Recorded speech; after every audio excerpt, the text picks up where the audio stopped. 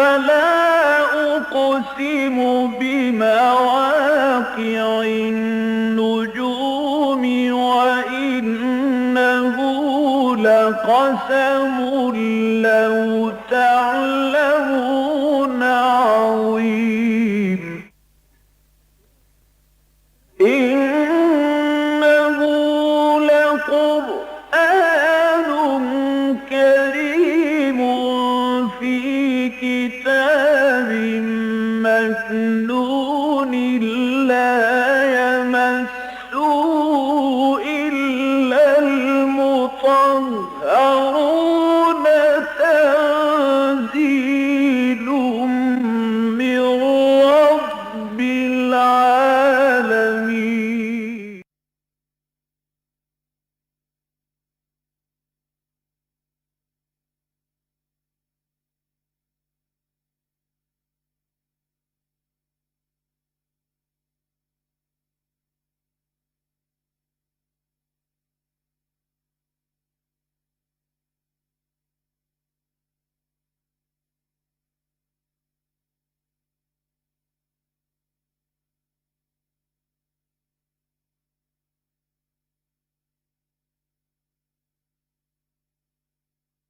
الحمد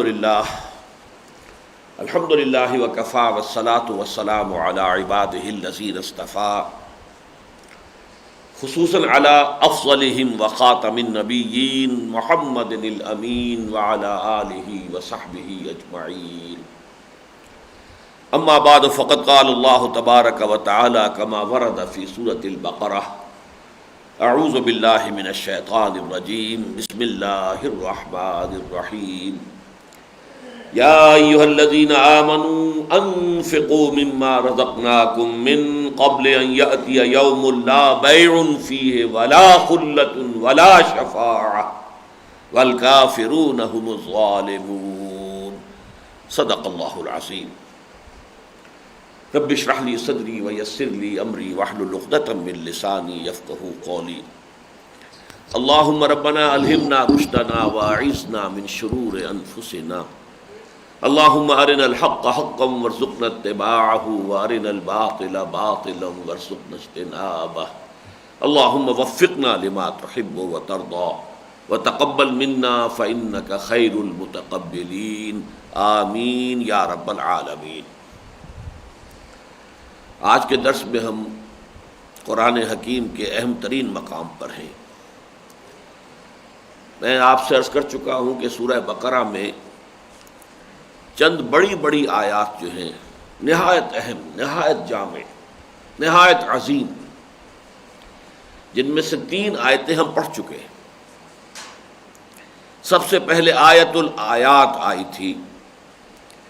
ایک ہی آیت میں اللہ تعالیٰ نے کتنی آیات آفاقیہ کو جمع کیا ہے.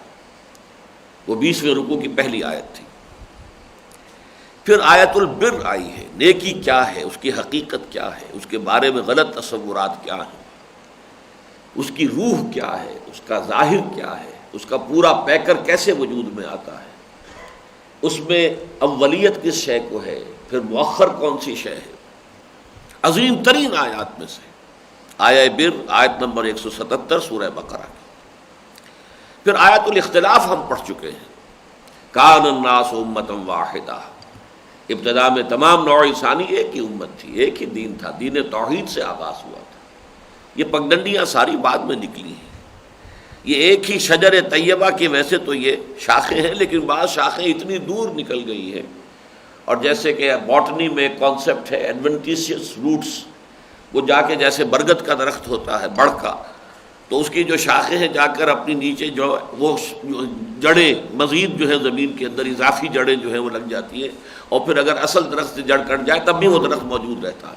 اسی طرح یہ مذاہب جو دنیا میں ہے در حقیقت اسی ایک اصل مذہب کی ہی شاخیں ہیں، لیکن بعض ان میں سے بگڑ کر اور اتنی جدا ہو گئی ہیں اس اصل دین سے کہ اب وہ پہچانی بھی نہیں جاتی. جیسے کہ حفیظ نے کہا کہ پہچانی ہوئی صورت بھی پہچانی نہیں جاتی. تو آیت الآیات، آیت البر، آیت الاختلاف کے بعد آیت الکرسی، اور اس کے بارے میں یہ جان لیجئے کہ حضور نے ارشاد فرمایا ہے کہ یہ قرآن حکیم کی عظیم ترین صورت ہے. سیدۃ آیات القرآن، قرآن حکیم کی تمام آیات کی سردار ہے، ملکہ ہے۔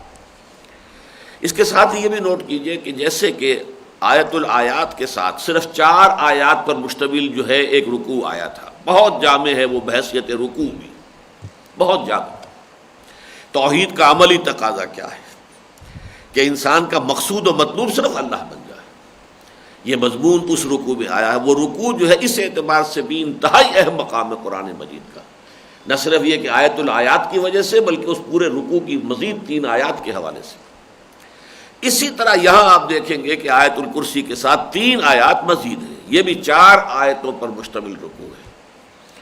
اسی طرح کا نہایت جامع رکوع جو ہے اس سورہ مبارکہ کے آخر میں آئے گا، 40واں رکوع، 3 آیات ہیں اس میں کل ہے، اور اس میں قرآن حکیم کی عظیم ترین جو دعا ہے ایک آیت کے اندر طویل ترین عظیم ترین دعا اس میں وارد ہوئی ہے۔ تو یہ میں نے آپ کے سامنے چند تمہیدی باتیں کہی ہیں۔ اب آپ چلیے سب سے پہلی آیت جو ہے، ایک تو یہ کہ جو سورہ بقرہ کے مضامین میں ترتیب ہے اس کے حوالے سے نوٹ کر لیجئے کہ وہ جو 4 لڑیاں میں نے آپ کو گنوائی ہیں، 2 شریعت کے احکام کی لڑیاں، ایک عبادات ایک معاملات، 2 جہاد فی سبیل اللہ کی لڑیاں، ایک انفاق فی سبیل اللہ، ایک قتال فی سبیل اللہ۔ یہ 4 لڑیاں ہیں کہ جن کو آپس میں جیسے رسی بنائی جاتی ہے بٹ دے کر، ایسے بٹ دی گئی۔ ابھی ہم نے پڑھے 2 رکوع جو قتال پر تھے، اس لیے کہ اس میں تاریخ بنی اسرائیل میں جو غزوہ بدر کے مماثل جو غزوہ ہوا تھا، حضرت طالوت نے جو جنگ کی تھی جالوت کے خلاف، جس میں حضرت داؤد نے قتل کیا جالوت کو، اور یہی چیز ذریعہ بن گئی ان کے دنیا میں ترقی کا، پھر اللہ نے ان کو منتخب کیا اور نبوت سے بھی سرفراز فرمایا۔ تو اس حوالے سے یہ 2 رکوع ہم پڑھ چکے ہیں۔ اب ایک آیت میں صرف جو ہے انفاق کا ذکر ہو رہا ہے، لیکن پھر 2 رکوعوں کے بعد آپ دیکھیں گے کہ پھر 2 ہی رکوع آئیں گے پورے انفاق کے موضوع پر۔ لڑیاں وہی چل رہی ہیں، کہیں وہ ذرا سی جھلک دکھاتی ہے لڑی، اور کہیں وہ اس کا ایک طویل جو ہے سپین آ جاتا ہے۔ تو انفاق فی سبیل اللہ کی لڑی کی ایک جھلک ہے کہ جو اس آیہ مبارکہ میں آ رہی ہے۔ ساتھ ہی اس میں ایک بہت اہم موضوع ہے شفاعت کا، وہ 3ری مرتبہ ہمارے سورہ مبارکہ سورہ بقرہ کے درس میں آ رہا ہے، اسے بھی نوٹ کر لیجئے، اس لیے کہ 4تھی مرتبہ پھر آیت الکرسی میں آئے گا جو نیکسٹ آیت ہے، اور ان دونوں کے حوالے سے ہمیں شفاعت کے ضمن میں جو معتدل متوازن رائے ہے وہ قائم کرنے کی مدد ملے گی۔ یا ایھا الذین آمنوا انفقوا مما رزقناکم، اہل ایمان خرچ کر دو، لگا دو، کھپا دو ان سب چیزوں میں جو ہم نے تمہیں دی ہیں۔ انفاق فی سبیل اللہ، اور یہ بات میں اس سے پہلے واضح کر چکا ہوں کہ انفاق کا مطلب صرف مال کا خرچ کرنا نہیں ہے، ہر شے جو انسان کو دی گئی ہو، یہاں تک کہ جان کا کھپا دینا، یہ بھی انفاق میں شامل ہے۔ اس لیے کہ یہ لفظ جو ہے عربی زبان میں مستعمل ہے۔ نفقت الدراہم، پیسے ختم ہو گئے، درہم ختم ہو گئے، اور نفق الفرس، گھوڑا مر گیا، گھوڑا کام آ گیا جسے ہم کہتے ہیں۔ اور اس معنی میں یہ لفظ ایک حدیث میں آیا ہے، بڑی عظیم حدیث ہے، جس میں کہ حضور نے قتال فی سبیل اللہ کا جو درجہ ہے اللہ کے ہاں، اس میں آخر میں الفاظ یہ آئے، حضرت معاذ بن جبل رضی اللہ تعالیٰ عنہ سے وہ طویل حدیث ہے جو ہمارا جو منتخب نصاب شائع شدہ ہے کتابچے کی شکل میں، اس میں وہ پوری حدیث ترجمے کے ساتھ موجود ہے۔ آخر میں فرمایا کہ کسی انسان، کسی بندہ مومن کا جو نیکیوں کا پلڑا ہوگا قیامت کے دن، اس کو سب سے زیادہ وزن دینے والی شے کیا ہوگی؟ وہ سواری جو کام آ گئی اللہ کی راہ میں، جس پر سوار ہو کر اس نے اللہ کی راہ میں جنگ کی تھی، اور اس سواری کو بھی، آپ گھوڑے پر سوار ہیں، گھوڑے کو تیر لگا وہ مر گیا۔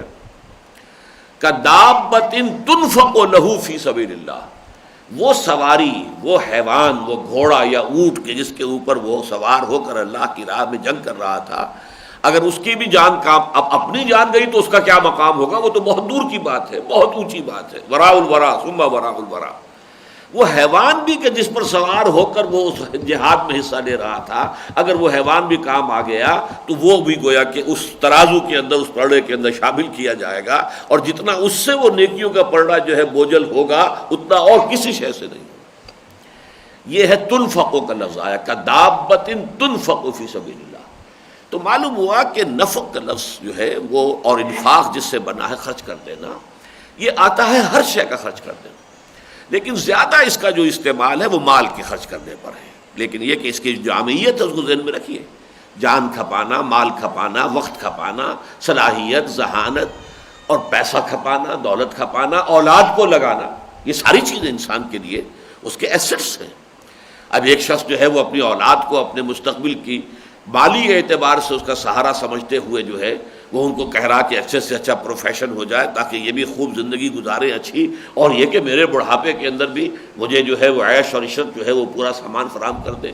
اور ایک شخص اپنے اولاد کی تربیت کر رہا کہ یہ اللہ کے دین کے سپاہی بنے، اسے اپنے مستقبل کی فکر نہیں ہے، اسے اس کے لیے کوئی ضرورت نہیں ہے، وہ تو تربیت دے رہا ہے اس کام کے لیے، یہ بھی اپنی اولاد کو کھپا دینا ہے، انویسٹ کرنا ہے۔ اسی طرح اس حدیث میں لفظ آیا ہے کہ کل نفس یغدو فبائع نفسہ فمعتقها وموبقها، ہر انسان صبح کرتا ہے تو صبح سے لے کے شام تک وہ اپنے نفس کو بیچتا ہے۔ بیع کے معنی بیچنا، وہ بیچ رہا، کیا مطلب؟ انویسٹ کر رہا ہے۔ کوئی اپنی جسمانی مشقت انویسٹ کر رہا ہے، کسی چلا رہا ہے یا اینٹ ڈھو رہا ہے، کسی نے ذہنی اپنی صلاحیت بیچی ہے۔ ایک ڈاکٹر ہے بیٹھا ہوا ہے، وہ مریض آتا ہے، نسخہ لکھتا ہے، فیس لیتا ہے، وہ اپنی ذہنی صلاحیت بیچ رہا ہے۔ ہر شخص بیچ رہا ہے اپنے آپ کو، وکیل اپنا دماغ بیچ رہا ہے، اپنا وقت بیچ رہا ہے، ہر شخص بیچ رہا ہے اپنے آپ کو۔ تو یہ ساری جو ہماری صلاحیت ہے، مال، کسی کے پاس مال ہے وہ مال انویسٹ کرتا ہے، وہ بھی اس کا بیچنا ہے، کچھ مزید کمانے کے لیے گویا کہ اس نے انویسٹ کیا ہے۔ تو یہ ساری چیزیں فرمایا کہ ہر شخص صبح سے شام تک اپنے آپ کو بیچتا ہے۔ البتہ اس کے نتیجے دو مختلف نکلتے ہیں، ایک وہ ہے جو صبح سے شام تک اللہ کو مقصود بنا کر اپنے آپ کو بیچ رہا ہے، وہ اپنے نفس کو جہنم کی آگ سے چھٹکارے کا لائسنس لے کر واپس آئے گا شام کو کہ اس شخص کو اللہ تعالیٰ نے جہنم کی آگ سے محفوظ کر لیا۔ موتقوہا او موبقوہا، یا سارے دن کی مشقت کے نتیجے میں بھی آگ لے کر آئے گا، شام کو گھر واپس آئے گا تو جہنم کی آگ جو ہے وہ گویا کہ سر پر اٹھا کر لا رہا ہوگا کہ میری سارے دن بھر کی مشقت جو ہے اس کا حاصل یہ ہے۔ اس لیے میں نے اس لفظ کی طرف توجہ دلا دی کہ اس سے صرف پیسہ خرچ کرنے پہ نہ سمجھیے، اگرچہ اس کا غالب استعمال پیسہ خرچ کرنے پر ہے۔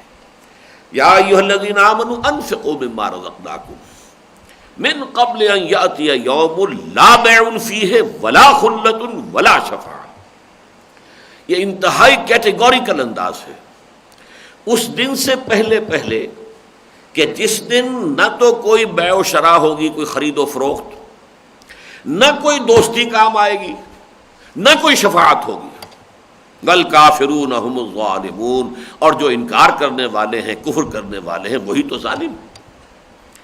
اب اس میں اشارہ کیا جا رہا ہے، یوم تو در حقیقت یہاں ہے آخرت مراد، قیامت کا دن، کہ قیامت کے دن ظاہر بات ہے نہ کوئی لین دین ہوگی، نہ کوئی جان کسی دوسری جان کے کام آ سکے گی، نہ بیٹا باپ کے کام آ سکے گا، نہ باپ بیٹے کے کام آ سکے گا، نہ بیوی شوہر کے کام آ سکے گی، نہ شوہر بیوی کے کام آ سکے گا، کوئی کسی کے کام نہیں آئے گا، کوئی شفاعت نہیں ہوگی۔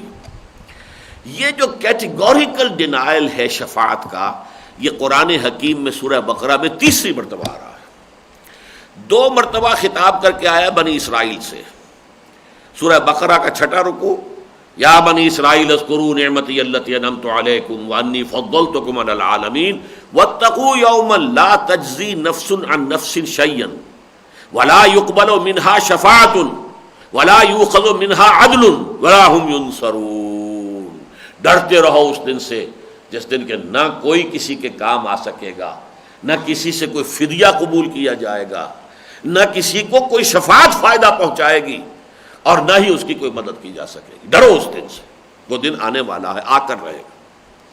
پھر 15ویں رکوع میں دوبارہ پہلی آیت تو جو کی تم آئی، یا بنی اسرائیل اذکروا نعمتی التی انعمت علیکم وانی فضلتکم علی العالمین، لیکن یہ دوسری آیت بھی آئی ہے، ذرا اول و آخر وہی ہے، درمیان کی 2 چیزوں میں تقدیم و تاخیر ذرا بدل دیا ہے، الفاظ بھی بدل گئے ہیں۔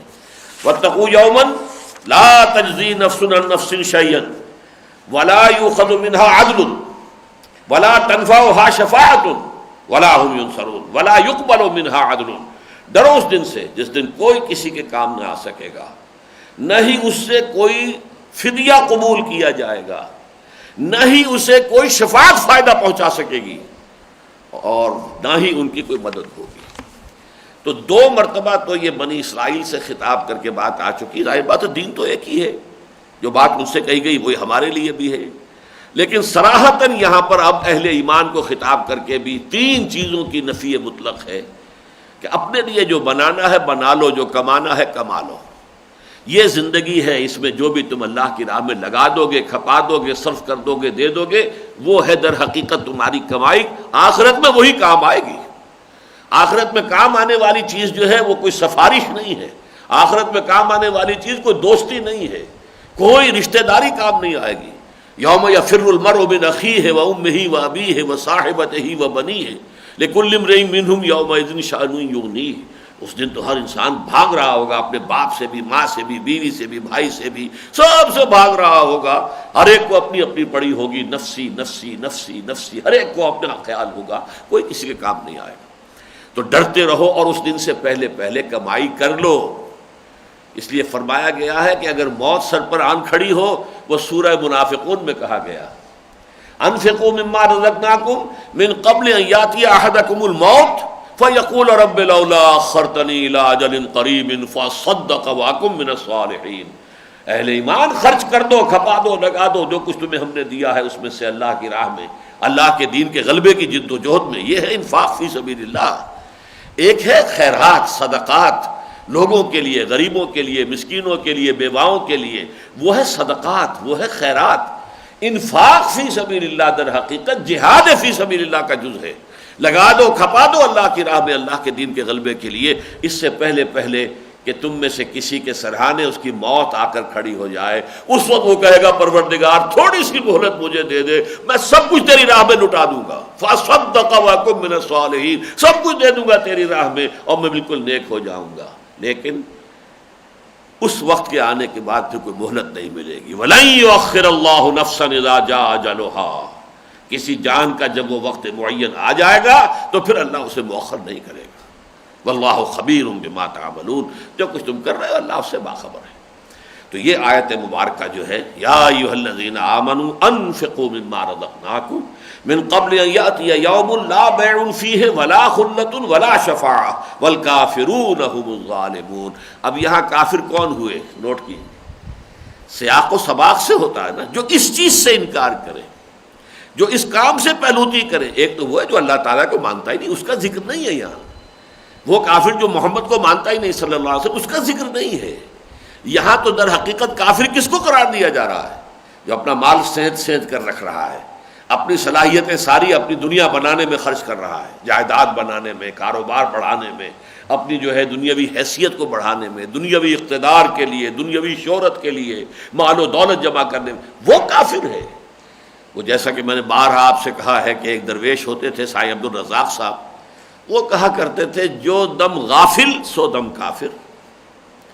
جو بھی انسان کا سانس نکلتا ہے غفلت میں کہ اسے یاد نہیں کہ میرا ایک رب ہے اور میں اس کا بندہ ہوں، اس غفلت میں جو سانس نکلا ہے وہ حالت کفر میں نکلا ہے. یہ نقشبندی سلسلے کے ایک بزرگ تھے، ویسے امی تھے، ان پڑھ تھے بالکل، لیکن تھے بہت صاحب دل. جو دم غافل سو دم کافر. جو بھی انسان کی غفلت کے اندر زندگی گزر رہی ہے وہ کفر میں ہے. اور جس کو علامہ اقبال نے کہا ہے بتوں سے تجھ کو امید خدا سے نو امیدی، مجھے بتا تو صحیح اور کافری کیا ہے. چنانچہ یہی انداز اگلی صورت میں آئے گا، جو حج نہ کریں استطاعت کے باوجود. وَلِلَّهِ عَلَى النَّاسِ حِجُّ الْبَيْتِ مَنِ اسْتَطَاعَ إِلَيْهِ سَبِيلًا وَمَنْ كَفَرَ فَإِنَّ اللَّهَ غَنِيٌّ عَنِ الْعَالَمِينَ.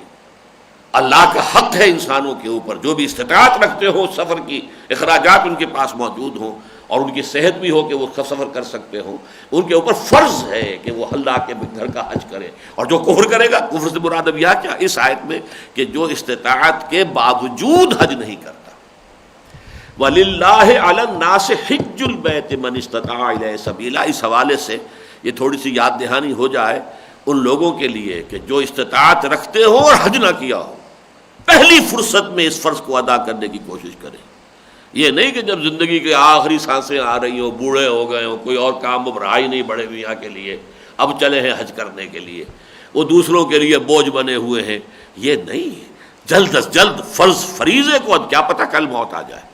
تو اگر آپ نے فرض ادا نہیں کیا ہے تو بہت بڑا اس کو کفر سے تعبیر کیا گیا. وَمَنْ كَفَرَ جو حج نہیں کرتا تو گویا کہ وہ کفر کر رہا ہے۔ تو اسی طرح یہ آیت ختم ہوئی ہے، یا ایھا الذین آمنوا انفقوا مما رزقناکم من قبل ان یاتی یوم لا بیع فیہ ولا خلۃ ولا شفاعہ۔ ابھی آپ نے نوٹ کر لیا کہ 3 دفعہ تو شفاعت کی کیٹیگوریکل نفی آ گئی۔ اب آیت الکرسی میں اس کا ایک اس بات آئے گا کہ ایک شکل ہے شفاعت کی، وہ کس شرط کے ساتھ ہے وہ آگے ہم پڑھیں گے۔ اب یہ آیت مبارکہ شروع ہو رہی ہے، تمہیداً میں آپ کو بتا چکا ہوں، اسے حضور نے قرآن حکیم کی عظیم ترین آیت قرار دیا ہے۔ اور ایک اس حوالے سے بھی نوٹ کر لیجئے کہ جیسے قرآن حکیم میں سورۃ العصر ہے، 3 آیتیں ہیں، نہایت چھوٹی سورت ہے، لیکن جو مضمون سورۃ العصر میں ایک چھوٹی سورت میں آیا ہے، سورہ بقرہ میں وہی مضمون ایک بڑی آیت میں آیا، آیت البر۔ چنانچہ مطالعہ قرآن حکیم کا جو منتخب نصاب ہم نے مرتب کیا ہے، اس میں سب سے پہلے سورۃ العصر ہے اور سبق نمبر 2 آیت البر ہے۔ وہ سورت ہے اور وہ آیت ہے، لیکن وہ آیت اتنی طویل ہے کہ سورۃ العصر جیسی جو ہے 4-5 صورتیں جو ہے اس کے اندر سما سکتی ہیں، وسعت کے اعتبار سے، حجم کے اعتبار سے۔ یہی بالکل مثال اپنے سامنے رکھیے سورہ اخلاص، 4 آیتیں، قل هو اللہ احد اللہ الصمد لم یلد ولم یولد ولم یکن لہ کفوا احد۔ لیکن یہ کہ یہ توحید خداوندی کا عظیم ترین خزانہ ہے، یہی وجہ ہے کہ حضور نے اسے ثلث قرآن قرار دیا، تہائی قرآن کے مساوی ہے یہ ایک سورت جو 4 آیتوں پر مشتمل ہے، 2000 آیات کے ہم وزن ہو گئی، جبکہ تہائی ہو گئی قرآن کی۔ بالکل وہی بات ہے کہ جیسے یہاں آیت البر تھی اور وہاں سورۃ العصر، اسی طرح وہاں سورۃ الاخلاص ہے تو یہاں یہ آیت کرسی ہے۔ تو جیسا کہ میں نے عرض کیا تھا، میں اس سورہ مبارکہ کا جو حوالہ ہے آپ کو اس پمفلٹ کے درس کے، اس کا آج درس جو ہے وہ اس پمفلٹ کے ساتھ دینا چاہتے ہوں۔ تو سب سے پہلے اس کے سرورق پر جو حدیث لکھی ہوئی ہے اس کو پڑھ لیجئے۔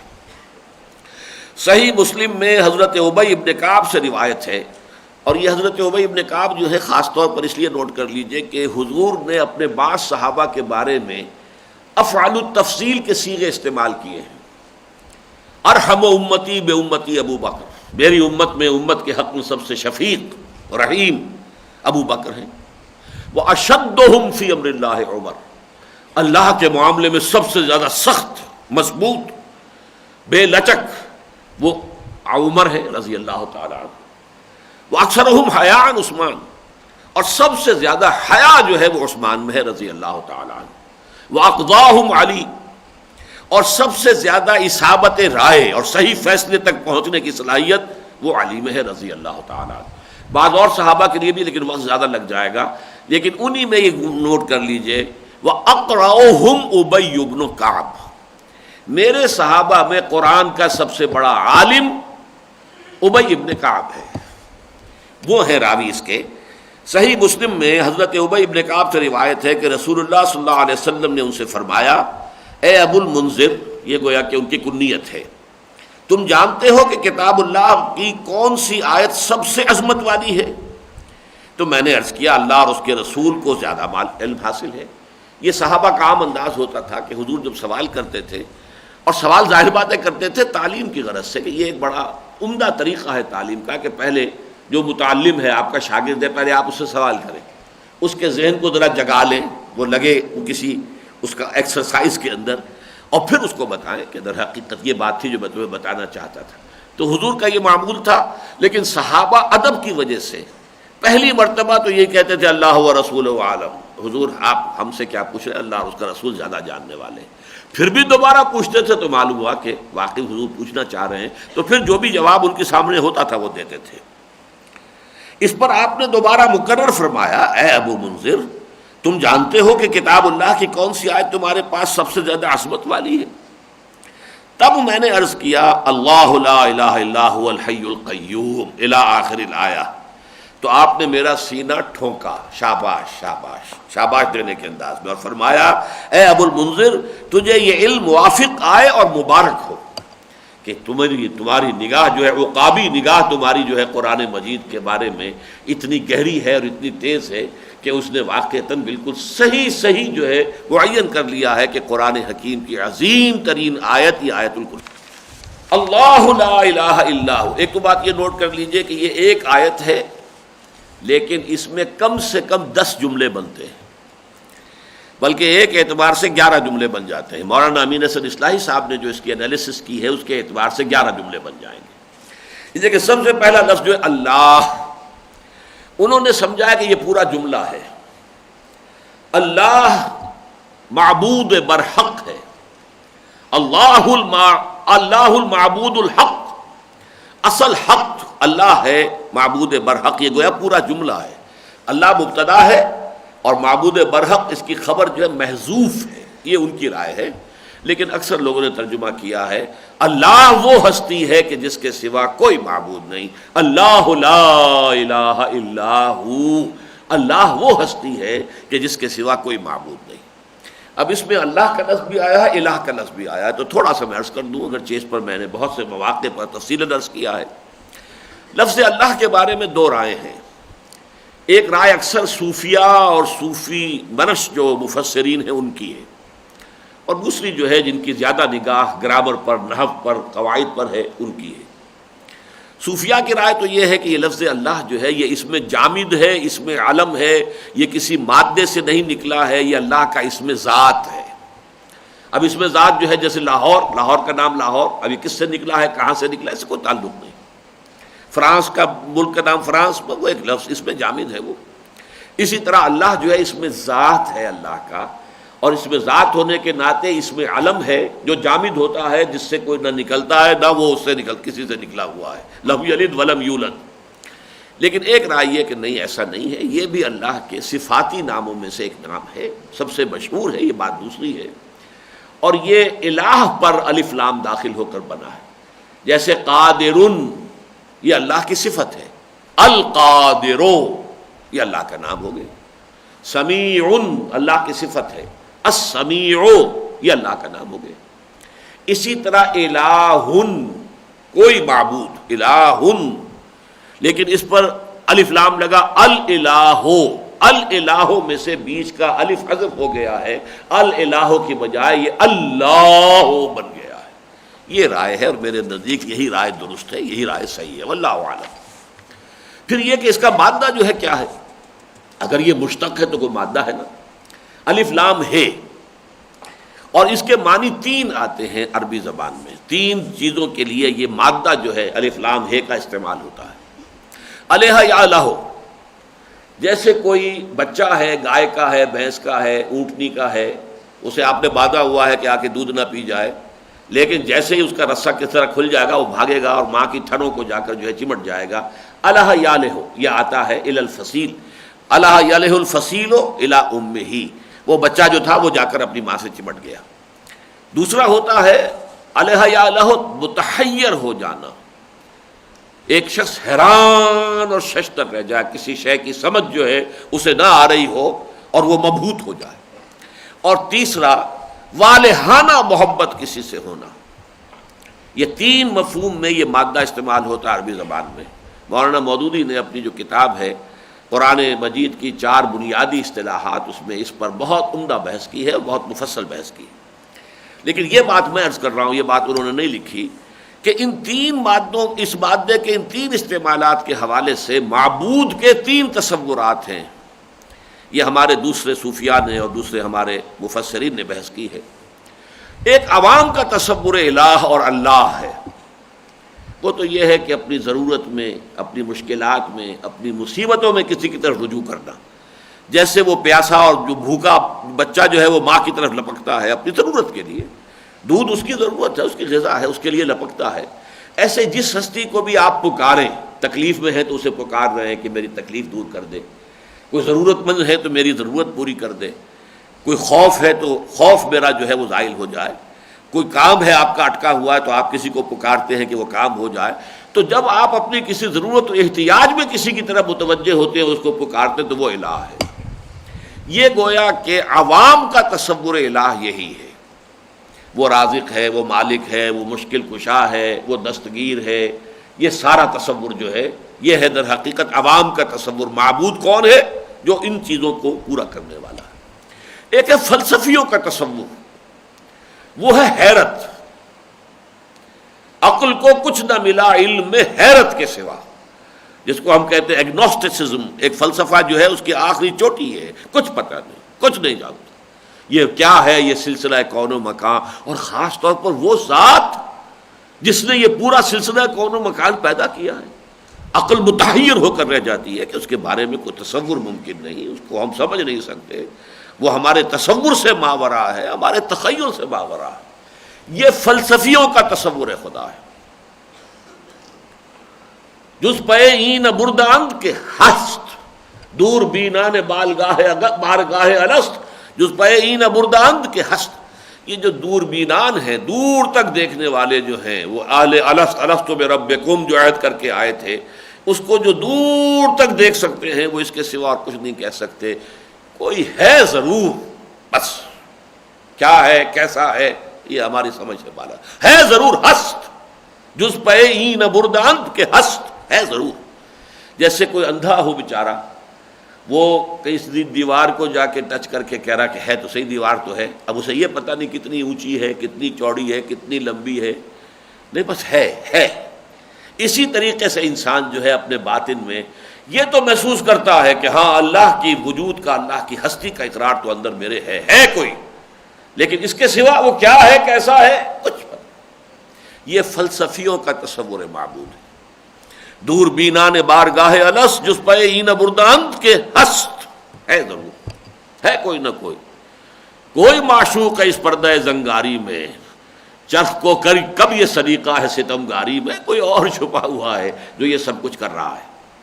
اور تیسرا تصور ہے صوفیہ کا، جو کہ محبوب ہے، لا محبوب الا اللہ، لا مطلوب الا اللہ، لا مقصود الا اللہ، یہ معبود ہے۔ والہانہ عشق اللہ کے ساتھ ہو جانا، معبود وہی ہے جو آپ کا مطلوب ہے اور مقصود ہے۔ اور یہی مضمون ہے 20ویں رکوع کا جو میں نے عرض کیا، 4 آیتیں جو ہے اس میں اصل مضمون یہی آیا ہے۔ وَمِنَ النَّاسِ مَن يَتَّخِذُ مِن دُونِ اللَّهِ أَندَادًا يُحِبُّونَهُمْ كَحُبِّ اللَّهِ وَالَّذِينَ آمَنُوا أَشَدُّ حُبًّا لِلَّهِ۔ اصل ایمان تو یہ ہے کہ شدید ترین محبت ہو جائے اللہ کی ذات کے ساتھ۔ تو یہ میں نے اللہ اور الہ کے حوالے سے چند باتیں دہرا دی ہیں۔ تو یہ ہے پہلا جملہ، یا تو یوں کہیے کہ 2 جملے ہو گئے۔ اللہ ہی معبود برحق ہے، خبر اس کی محذوف ہے، یا یہ کہ اللہ ہی وہ ہستی ہے جس کے سوا کوئی معبود نہیں۔ لیکن اب اس کو پڑھ لیجئے اس پمفلٹ کے حوالے سے۔ متعدد روایات کے مطابق نبی اکرم صلی اللہ علیہ وسلم نے آیت الکرسی کو قرآن حکیم کی عظیم ترین آیت قرار دیا ہے، اور سورہ اخلاص کو عظیم ترین سورت، اور عجب حسن اتفاق ہے کہ آیت الکرسی قرآن مجید کی طویل ترین آیات میں سے ہے اور سورہ اخلاص مختصر ترین صورتوں میں سے ہے۔ ان دونوں کی عظمت کی یہ مشترک اساس تو اظہر من الشمس ہے کہ دونوں میں توحید باری تعالیٰ کا بیان نہایت پرشکوہ انداز میں ہوا ہے، اور ظاہر ہے کہ توحید ہی دین حق کا اصل الاصول ہے۔ تو چونکہ سورہ اخلاص میں بھی قل هو اللہ احد اللہ الصمد لم یلد ولم یولد ولم یکن لہ کفوا احد، بہت شاندار اور پرجلال انداز میں توحید باری تعالیٰ کا ذکر ہے۔ وہی توحید باری تعالیٰ جو ہے، اگرچہ ایک فرق ہے وہ ابھی سامنے آ جائے گا، ایک ہے توحید ذاتی اللہ کی، ایک ہے توحید صفاتی اللہ کی۔ تو سورہ اخلاص میں زیادہ زور توحید ذات پر ہے، اور آیت الکرسی میں زیادہ زور توحید صفاتی پر ہے۔ ان 2 مقامات پر عقیدہ توحید کی 2 مختلف پہلوؤں سے وضاحت ہوئی ہے، اور ان دونوں کو اپنی اپنی جگہ توحید کے اس مقام یا اس پہلو کے جامع و معنی بیان کے ضمن میں پورے قرآن میں منفرد مقام حاصل ہے۔ چنانچہ جہاں سورہ اخلاص حضرت حق سبحانہ تعالیٰ کی شان احدیت و صمدیت، قل هو اللہ احد اللہ الصمد، کہ پرشکوہ اس بات اور کسی بھی اعتبار سے اس کے ہم پلہ، ہم جنس یا ہم کفو ہونے کی ہمہ جیتی نفی سے شرک فی ذات کا کامل سد باب کر دیتی ہے۔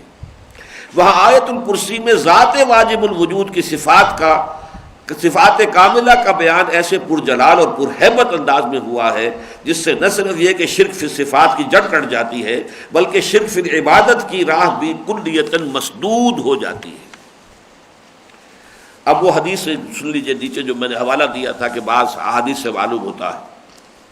مثلا مسند دارمی میں حضرت ایفا ابن عبد الکلائی کے سے روایت ہے کہ قال رجل یا رسول اللہ ای سورۃ القرآن اعظم؟ قال قل هو اللہ احد۔ قال فای آیۃ فی القرآن اعظم؟ قال آیت الکرسی. اب یہ مسند دارمی کی روایت. وہاں تو یہ کہ حضور نے خود پوچھا تھا حضرت ابی ابن کعب سے.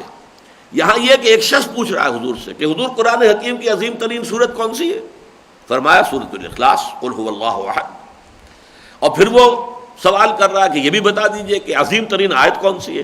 فرمایا آیت الکرسی. اب چلیے، یہ آیہ مبارکہ 10 مستقل جملوں پر مشتمل ہے. میں نے وہ رائے اختیار کی ہے جو جمہور کی ہے. میں نے اللہ کو ایک علیحدہ جملہ نہیں مانا جیسے کہ مولانا اصلاحی کی رائے ہے، بلکہ جو اکثر مفسرین کی رائے ہے یہ جملہ ایک ہی ہے، اللہ لا الہ الا ہو. اللہ جو ہے مبتدا ہے اور لا الہ الا ہو اس کی خبر ہے. اللہ وہ ذات ہے کہ جس کے سوا کوئی معبود نہیں. یہ ایک ہی جملہ ہے. پہلا جملہ یعنی اللہ لا الہ الا ہو غیر اللہ سے صفت الوہیت کی کامل نفی کر دیتا ہے. ابھی میں نے الوہیت بیان کر دیا. الوہیت عوام کے لیے کیا ہے؟ حاجت روائی، مشکل کشائی، رزق رسانی. کوئی نہیں ہے سوائے اللہ کے جو حاجت پوری کرنے والا ہو، دستگیری کرنے والا ہو، مشکل کشا ہو، رزق رساں ہو. کوئی نہیں. عوامی سطح پر تو یہ گویا کہ الوہیت کے تصور میں توحید فی الوہیت ہوئی. اور جو فلسفیوں کا ہے کہ اللہ کی وہ ذات ہے کہ جس کے بس ہونے کا تو یقین ہے، باقی ہمیں اس کی کیفیت معلوم نہیں. اور جو صوفیاء کا ہے محبوب حقیقی، مطلوب حقیقی اللہ کے سوا کوئی نہیں. باقی سب چیزیں ذرائع ہیں، مطلوب اور مقصود نہیں. اولاد ہے، اللہ انسان کو پسند ہے. مال بھی ہو تو کوئی حرج نہیں ہے، حلال ذریعے سے کمایا ہو، اس سے انسان اچھا کھائے اچھا پیے، یہ بھی کوئی بری بات نہیں. قل من حرم زینۃ اللہ التی اخرج لعبادہ والطیبات من الرزق. کس نے حرام ٹھہرایا؟ حلال ذریعے سے کمایا ہو اور اقامت دین کی جد و جہد کرتے ہوئے کمایا ہو. یہ نہ ہو کہ سارا اپنے آپ کو لگا دیا ہے اقامت دین کی جد و جہد سے تو بالکل بری کیا اور لگ گئے ہیں صرف. اگر صرف اس صورت میں آپ نے حلال سے بھی کمایا ہے تو وہ حکم میں ہوگا حرام کے، اس لیے کہ آپ ایک فرض کے تارک ہیں. اقامت دین کی جد و جہد فرض ہے، اس کے تارک ہیں. تو ظاہر بات ہے کہ اس حالت میں جو کچھ آپ کما رہے ہیں وہ حلال نہیں ہوگا. تو اس طریقے سے جو کچھ اچھا اپنے اقامت دین کی جد و جہد میں بھی اپنا حق جو ہے اپنی ذمہ داری ادا کر رہے ہیں اور پھر حلال ذرائع سے معاش بھی کر رہے ہیں، تو جو ملا ہے اب اس میں سے کھائیے، استعمال کیجیے، تو اس میں کوئی حرج نہیں. لیکن محبوب نہ ہو یہ شے، محبوب اللہ ہو. مقصود نہ ہو یہ شے، مقصود صرف اللہ ہو. مطلوب نہ ہو یہ شے، مطلوب صرف اللہ ہو. کوئی شے محبوب نہ ہو اللہ کے مقابلے میں، کوئی شے مطلوب نہ ہو اللہ کے مقابلے میں، کوئی شے مقصود نہ ہو اللہ کے مطابق. بلکہ جیسے کہ سورہ آل عمران میں فرمایا متاع الحیات الدنیا زین للناس حب الشہوات من النساء والبنین والقناطیر المقنطرۃ من الذہب والفضۃ والخیل المسومۃ والانعام والحرث. یہ ساری چیزیں انسان کو بہت محبوب ہیں، لیکن جان لو ذالک متاع الحیات الدنیا، یہ دنیا کی زندگی کا سر و سامان ہے، ساز و سامان ہے، اس کو گزارنے کا. ان میں سے کسی شے سے دل نہ لگانا، ان میں سے کسی شے کو اپنا محبوب نہ بنا لینا. پہلا جملہ یعنی اللہ لا الہ الا ہو غیر اللہ سے صفت الوہیت کی کامل نفی کر دیتا ہے، اور اس حقیقت کی وضاحت سے کہ اللہ ہی تنہا معبود برحق، مطلوب اصلی اور محبوب حقیقی ہے. شرک فی العبادت کی جڑ بھی کٹ جاتی ہے، اس لیے کہ اگرچہ اس کا عام فہم مطلب یہی ہے کہ اللہ کے سوا معبود حقیقی کوئی نہیں، تاہم عارفین کے نزدیک اس کا اصل مفہوم یہ ہے کہ اللہ ہی تنہا محبوب حقیقی بھی ہے اور مطلوب و مقصود اصلی بھی. اس کی وضاحت میں کر چکا ہوں. اب یہاں پر آپ کو یہ ٹیکسٹ کے اندر لکھے ہوئے الفاظ بھی آپ کے پاس ہوں گے، ان پر غور کیجئے، ان کا مراقبہ کیجئے، ان پر ذرا گہرائی میں اتر کر سوچئے. دوسرا جملہ ہے الحی القیوم. اللہ لا الہ الا ہو الحی القیوم.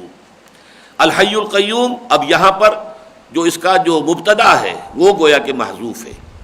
هو الحی القیوم. اللہ لا الہ الا ہو هو الحی القیوم. اللہ وہ ہے کہ جس کے سوا کوئی معبود نہیں، وہی ہے الحی القیوم. حی زندہ، الحی جس کی زندگی کامل ہے، ہر ضعف اور ہر احتیاج سے ماورا ہے. چنانچہ اگلے جملے میں ہے کہ اس کی زندگی ایسی ہے لا تاخذہ سنۃ ولا نوم. اس کو نہ تو اس کے اوپر اونگ لاحق ہو سکتی ہے نہ نیند. اس لیے کہ ہماری جو حیات ہے، اب ظاہر بات ہے کہ حیات تو ویسے تو آج ہمیں معلوم ہے جمادات میں بھی ہے، چٹان کو بھی آپ توڑتے ہیں تو اسے درد محسوس ہوتا ہے، آج کی سائنس ہمیں بتاتی ہے۔ پھر یہ کہ یہ نباتات میں تو پوری حس موجود ہے، آپ پھول توڑتے ہیں تو پودا جو ہے روتا ہے، اس کا پھول جو ہے توڑ لیا گیا جیسے کسی ماں کی گود سے اس کا بچہ چھین لیا گیا ہو۔ اسی طریقے سے حیوانات کے اندر تو سب کچھ ہے ہی ہے، آپ کو معلوم ہے، وہ تو سارے حواس ہیں، لیکن حیات ہم سمجھتے ہیں کامل حیات ہماری ہے، لیکن ہماری انسانی جو حیات ہے اس کے اندر بھی کتنی کمزوریاں ہیں۔ خوراک نہ ملے تو مزمحل، آرام کا موقع نہیں ملا تو مزمحل، نیند لازماً آئے گی، اونگ طاری ہو جائے گی، غفلت آ جائے گی، اضمحلال طاری ہوگی، ذوف طاری ہو جائے گا۔ اللہ کی وہ حیات مستقل ہے جو ان تمام چیزوں سے پاک ہے، لا تاخذہ سنۃ ولا نوم۔ اور اس میں سب سے بڑا فرق جو نوٹ کر لیجئے وہ یہ ہے، اللہ کی ذات بھی اس کی اپنی ذات ہے، کسی اور نے اس کو عطا نہیں کی ہے۔ ہماری اور کل موجودات کا وجود بھی اللہ کا عطا کردہ ہے، ہمارا اپنا نہیں ہے۔ میں نے اپنے آپ کو نہیں بنایا ہے، آپ نے اپنے آپ کو پیدا نہیں کیا ہے، اللہ نے بنایا آپ کو۔ وجود خلعت وجود سے سرفراز اللہ نے کی۔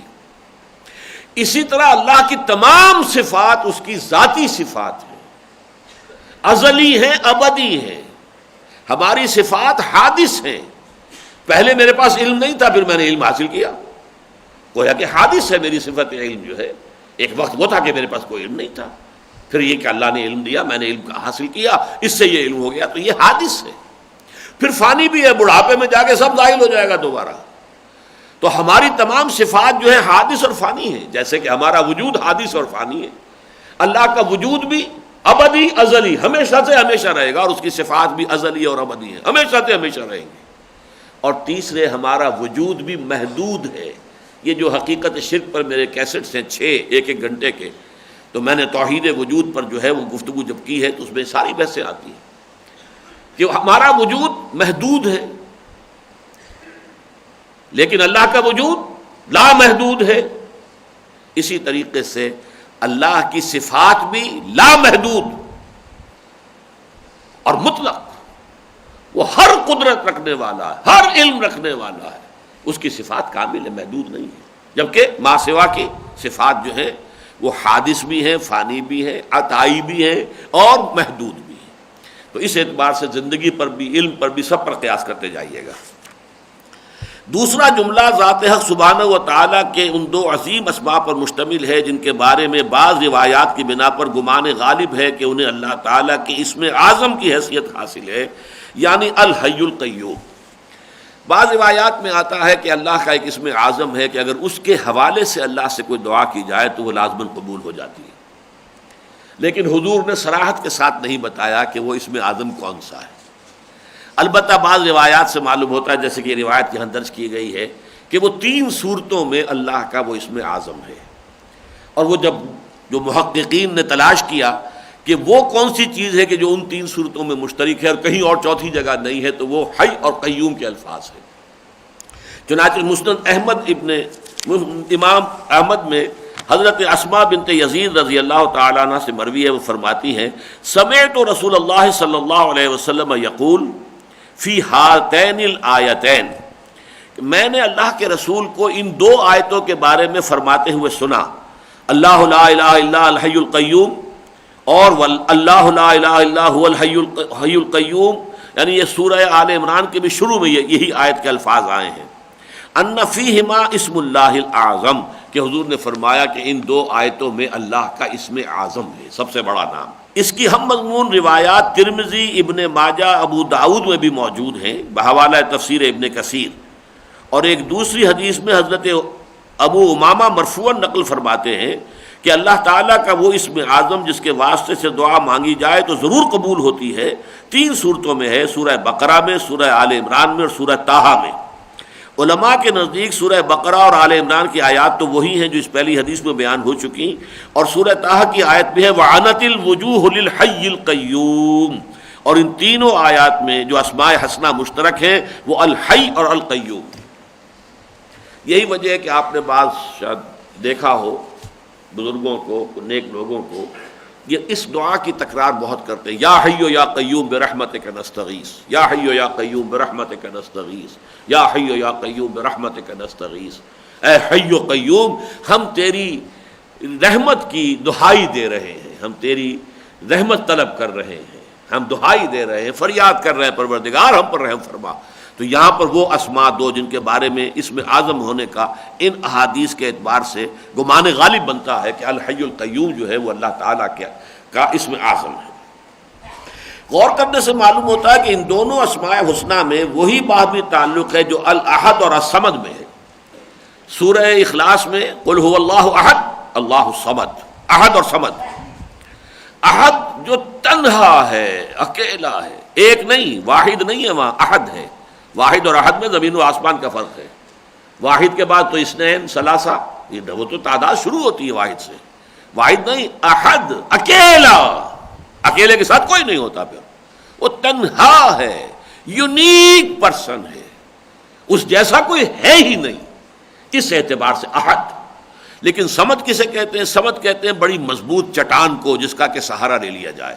جنگوں میں عام طور پر یہ ہوتا ہے کہ جس فوج کے پیچھے پشت پر جو ہے چٹان ہے، اس کا گویا کہ عقب محفوظ ہے، اسے اندیشہ نہیں ہے کہ پیچھے سے بھی کوئی حملہ آور ہو جائے گا، تو وہ بڑی اطمینان کے ساتھ سامنے دشمن کا جو ہے مقابلہ کر سکتی ہے۔ یہی بات آتی ہے حضرت عمر رضی اللہ تعالیٰ عنہ مسجد نبوی میں خطبہ دے رہے تھے جمعہ کا، کہ آپ کے سامنے اللہ تعالیٰ نے شام میں جو جنگ ہو رہی تھی اس کا نقشہ سامنے رکھ دیا۔ یہ کشف ہوا آپ کو عین جمعہ کا خطبہ دیتے ہوئے۔ حضرت ساریہ رضی اللہ تعالیٰ عنہ جو ہے اس کے کمانڈر تھے، اور ان سے غلطی ہو رہی تھی، تو حضرت عمر نے فوراً یا ساریۃ الی الجبل۔ اب یہ جہاں خطبہ سن رہے تھے وہ حیران ہوئے، یہ بات کیا کہی آپ نے؟ ظاہر بات ہے خطبے کے دوران اب یہ بالکل انمل بے جوڑ جملہ آ گیا، یا ساریہ، ساریہ یہاں کہاں ہے؟ ساریہ تو شام میں ہے، وہاں جنگ لڑ رہے ہیں، وہاں کے کمانڈر ہیں۔ اور یہی آواز ساریہ کو حضرت عمر کی اللہ نے وہاں پہنچا دی۔ تو چاہے ابھی ٹی وی نہیں تھا، اور چاہے ابھی کوئی ٹیلی فون بھی نہیں تھا، اور کوئی وائرلیس بھی نہیں تھا، اللہ تعالیٰ کی قدرت تو موجود تھی نا۔ اسی کی کچھ قدرتوں کو ہم نے جو ہے وہ ہم نے دریافت کیا ہے۔ یہ ہم نے در حقیقت اللہ تعالیٰ نے جو کچھ رکھی ہوئی ہیں طاقت اس کائنات کے اندر، جن کو ہمارے لیے مسخر کر دیا، سخر لکم ما فی السماوات و ما فی الارض، ہم نے ایک ایک کر کے ان کو ذرا مسخر کر لیا، ہم نے ان کو جان لیا، اسے ہم استعمال کر رہے ہیں۔ لیکن اللہ کے پاس تو وہ قوتیں ہمیشہ سے تھی، لہذا بغیر ٹی وی کے بھی حضرت عمر کو جو ہے وہ نقشہ دکھا دیا گیا جنگ کا، اور بغیر کسی وائرلیس کے بھی حضرت عمر کا حکم جو حضرت ساریہ کو پہنچ گیا۔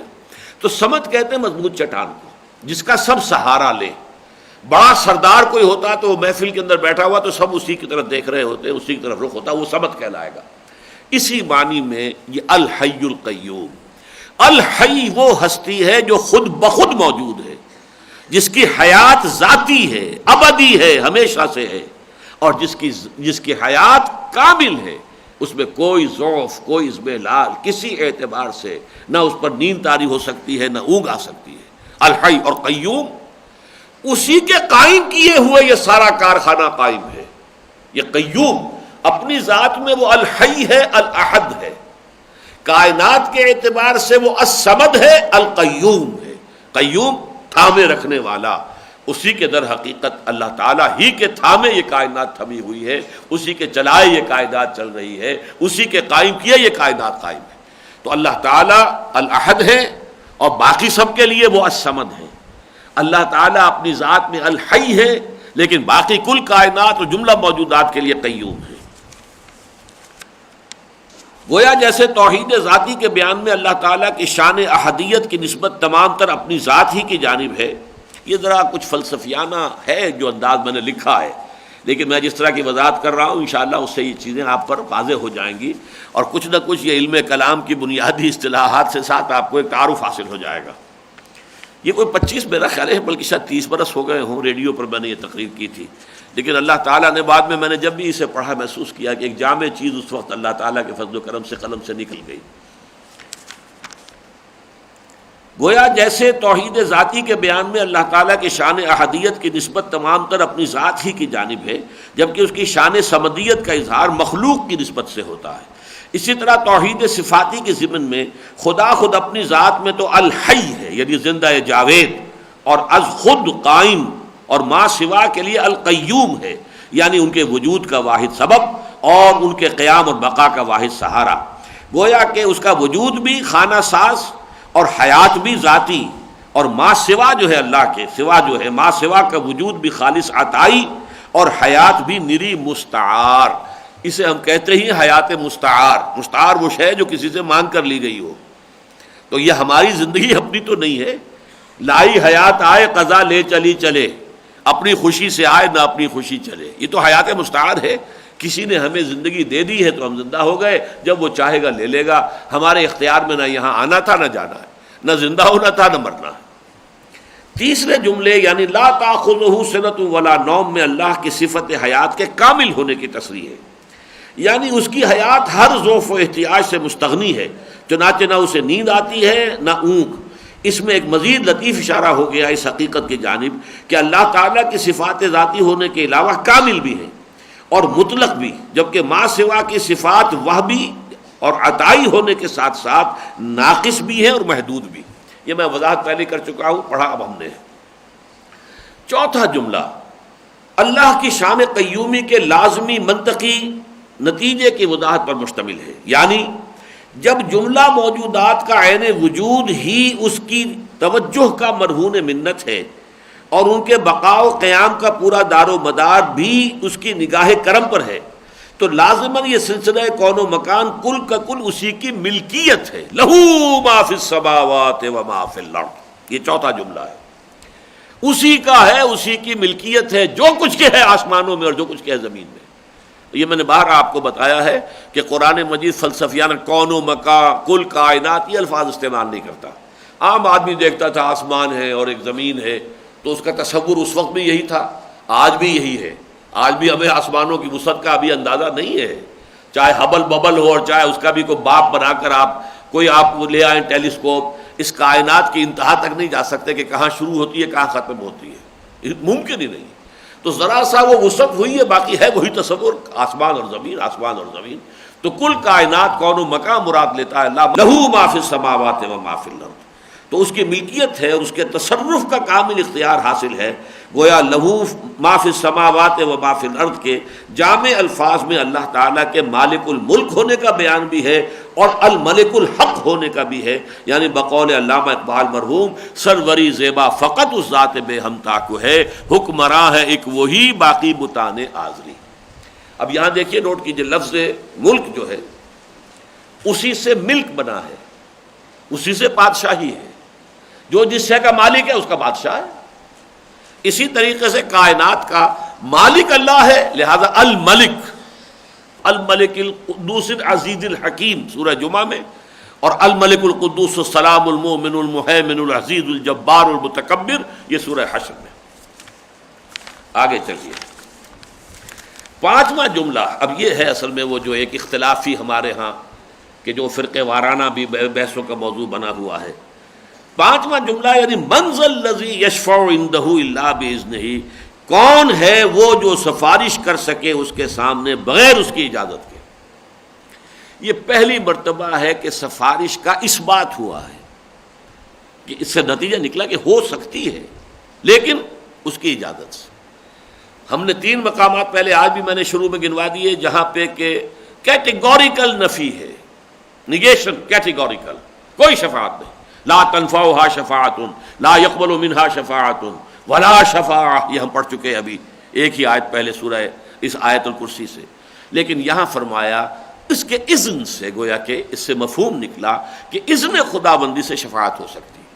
اب اس کو یوں سمجھیے کہ ایک تصور ہے تصور شفاعت باطلہ جو شرک بن جاتا ہے۔ کسی بھی ہستی کے بارے میں یہ تصور کہ وہ اپنے کسی ذاتی مقام اور منصبے اور مرتبے کی وجہ سے شفاعت کرنے پر قادر ہے اور اللہ اس کی شفاعت کو قبول کرنے پر مجبور ہے، یہ تصور جس کے بارے میں بھی ہو کسے باشد، یہ کفر ہے، یہ شرک ہے۔ البتہ دو اجازتوں کے ساتھ شفاعت کا جو قرآن میں ذکر ہے۔ ایک تو شفاعت وہ ہے اگر میں کسی کے لیے اے اللہ اس کو معاف فرما دے، اللہ میرے والد کو میری والدہ کو معاف فرما دے، یہ بھی شفاعت ہے۔ شفاعت کسے کہتے ہیں؟ دو، ایک کے ساتھ دو، شفع۔ یہ شفع کیا ہے؟ ایک شخص اپنے لیے استغفار کر رہا ہے، پروردگار مجھے معاف فرما دے، آپ بھی اس کے لیے استغفار کر رہے ہیں، اے اللہ اسے معاف فرما دے۔ جیسے کہ آتا ہے کہ اگر یہ منافقین جو ہیں اگر ان سے غلطی ہو گئی تھی، اگر یہ خود بھی اللہ سے استغفار کرتے اور نبی کے پاس بھی آتے اور وہ بھی ان کے لیے استغفار کرتے تو اللہ انہیں معاف فرما دیتا۔ تو نبی کا استغفار چاہے وہ دنیا میں ہو رہا تھا، کسی کے لیے تھا، تو وہ شفاعت تھی، وہ بھی سفارش ہی ہے نا، کہ ایک طرف تو وہ مانگ رہا ہے کہ اللہ مجھے معاف فرما دے، دوسری طرف نبی جو ہے اس کے لیے سفارش کر رہے ہیں کہ اللہ اسے معاف فرما دے۔ تو گویا کہ ایک شفاعت تو یہ ہے جو ہم کہتے ہیں اللہ سے، لیکن ایک شفاعت آخرت کی ہے۔ آخرت میں کسی ہستی کا یہ مقام نہیں ہے کہ وہ اپنی حیثیت، مقام، مرتبے، قوت اس کے حوالے سے اس کی شفاعت جو ہے اس کی ذاتی ہو، اور یہ کہ اس کی شفاعت لازم ہو جائے قبول کرنی اللہ پر۔ اگر یہ کسی بھی ہستی کے بارے میں تصور ہے تو یہ کفر ہے، یہ شرک ہے۔ اصل میں جو عرب میں جو مشرک تھے وہ اسی معنی میں مشرک اور کافر تھے۔ وہ یہ نہیں کہتے کہ ہمارے یہ معبود جو ہیں لات اور عزا اور منات اور حبل انہوں نے کائنات کو پیدا کیا ہے، کبھی بھی نہیں۔ قرآن مجید میں پتہ نہیں 20 مرتبہ 30 مرتبہ یہ آیت آئی ہوگی کہ وَلَئِن سَأَلْتَهُم مَّنْ خَلَقَ السَّمَاوَاتِ وَالْأَرْضَ لَيَقُولُنَّ اللَّهُ۔ اے نبی جب آپ ان سے پوچھیں گے آسمان اور زمین کس نے بنائے، فوراً کہیں گے اللہ نے بنائے۔ اور جیسا کہ آپ کو معلوم ہے قرآن مجید میں یہ آیت بھی بار بار آئی ہے کہ جب ان کے اوپر کوئی مصیبت آئی ہوتی ہے تو اس وقت صرف اللہ کو پکارتے ہیں، نہ لات نہ عزا نہ منات کوئی یاد نہیں آتی اس وقت۔ جب کہیں سمندر میں ہو اور وہاں پر اگر طوفان آ جائے تو سب اللہ ہی کو پکارتے ہیں اور کسی کو نہیں پکارتے۔ تو اصل میں تو توحید تو ہے جو فطرت انسانی کے اندر ہے، لیکن انہوں نے جو دیوی دیوتا گھڑ لیے تھے وہ اصل میں دو اعتبارات سے، یہ اللہ کے نائب ہیں یا اللہ کے لاڈلے ہیں۔ دو تصور دنیا میں ہمیشہ رہے ہیں۔ بڑے سے بڑا بادشاہ ہوگا تو آخر ساری حکومت ایک بادشاہ تو نہیں چلا سکتا نا، وہ کوئی گورنر بنائے گا، کوئی کسی اور عامل بنائے گا، کسی اور اس کے نائبین سلطنت ہوں گے، اس کے درباری ہوں گے، ان کا مقام ہوگا، تو ان کی بھی تو آخر کچھ نہ کچھ چلتی ہے، انہیں کچھ اختیارات ملے ہوتے ہیں، ان کی بات بھی تو پھر وہ بادشاہ کو ماننی پڑتی ہے نا۔ بادشاہ اکیلا کیا کرے گا، 2 ہاتھ 2 پاؤں، اس کے فوجی، اس کے سپہ سالار، اس کے چیفز جو ہیں وہ اگر اس کا ساتھ نہ دیں تو کیا کر لے گا بادشاہ۔ تو ان لوگوں کے ذہن میں اسی طرح کا بادشاہ ہے اللہ، بڑا بادشاہ تو وہی ہے، باقی یہ چھوٹے چھوٹے بادشاہ ہیں، چھوٹے چھوٹے نائبین ہیں۔ اور ایک یہ ہے کہ یہ کچھ ہستیاں ایسی ہوتی ہیں، نیک روحانی شخصیتیں، جن کے ذریعے سے توسل ہو سکتا ہے اور تقرب حاصل ہو سکتا ہے اللہ کا۔ ہم تو گندے ہیں، ہم تو گناہ گار ہیں، ہم نے تو گناہ کرنا ہی کرنا ہے، حرام خوری جاری ہی رکھنی ہے۔ کوئی اللہ کے لاڈلے ہوں، پیارے ہوں، محبوب ہوں، ان کے ذریعے سے ہم سفارش کروائیں اور اللہ کا قرب حاصل کر لیں۔ یہ قرآن مجید میں ان کی طرف سے خود ان کے قول میں کہا گیا ہے کہ وَمَا نَعْبُدُهُمْ إِلَّا لِيُقَرِّبُونَا إِلَى اللَّهِ زُلْفَىٰ۔ ہم جو ان معبودوں کو پوجتے ہیں تو صرف اس لیے کہ یہ ہمیں اللہ سے قریب کر دیں گے، ہم نے ان کو واسطہ سمجھا ہے، تقرب اللہ کا زینہ بنایا ہے انہیں، ورنہ ہمارا تو ہم مانتے ہیں کہ کائنات کا خالق اور مالک تو اللہ ہے اور کوئی نہیں ہے۔ وَمَا نَعْبُدُهُمْ إِلَّا لِيُقَرِّبُونَا إِلَى اللَّهِ زُلْفَىٰ۔ اور دوسرے یہ کہ ہم شفعاؤنا عند اللہ، یہ اللہ کے ہاں ہمارے سفارشی بنیں گے۔ آخر اس لات عزا منات یہ بڑی اللہ کی لاڈلی دیویاں ہیں اور یہ اس کی بیٹیوں کے مانند ہیں۔ یہ جب کہیں گے اے اللہ اس کو بخش دے، یہ میری بڑی پوجا کرتا تھا، یہ بڑے چڑھاوے چڑھایا کرتا تھا میرے استھان پر آ کر، تو اس کو معاف فرما دے، اللہ مانے گا فوراً۔ کیسے ہو سکتا ہے لاڈلی بیٹی کوئی بات کہے کسی سے اور باپ جو ہے وہ اس لاڈلی بیٹی کی بات کو جو ہے انکار کر دے؟ یہ ہے شفاعت باطلہ، یہ شرک تھا کہ جو عرب میں اس وقت جو ہے موجود تھا، اس کی نفی کی گئی۔ اور شفاعت کا اس بات جو آتا ہے وہ 2 شرطوں کے ساتھ۔ یہاں تو آیا ہے جس کو اجازت ملے، اور ایک اور جگہ پر آیا جس کے لیے اجازت ہو۔ ایک ہے شفاعت کرنے والا، اسے اللہ کی طرف سے اجازت ملے کہ ہاں آپ شفاعت کر سکتے ہیں، اور اس شخص کے بارے میں بھی اجازت ہو۔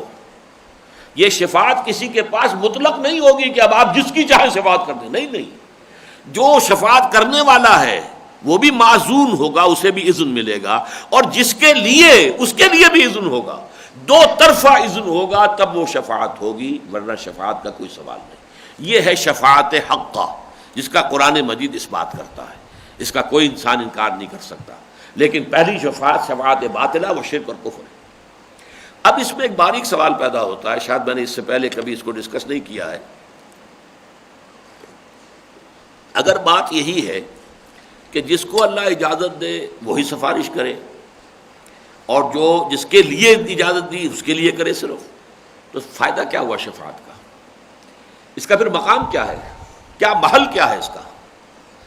ہم یہ کہتے ہیں اور سب لوگ کہتے ہیں کہ شفاعت کے ذریعے سے در حقیقت اللہ تعالیٰ اپنے کچھ بندوں کا جو مقام ہے اس کے ہاں، اس کو واضح کرنا چاہتا ہے کہ یہ بندہ میرے ہاں مقرب ہے۔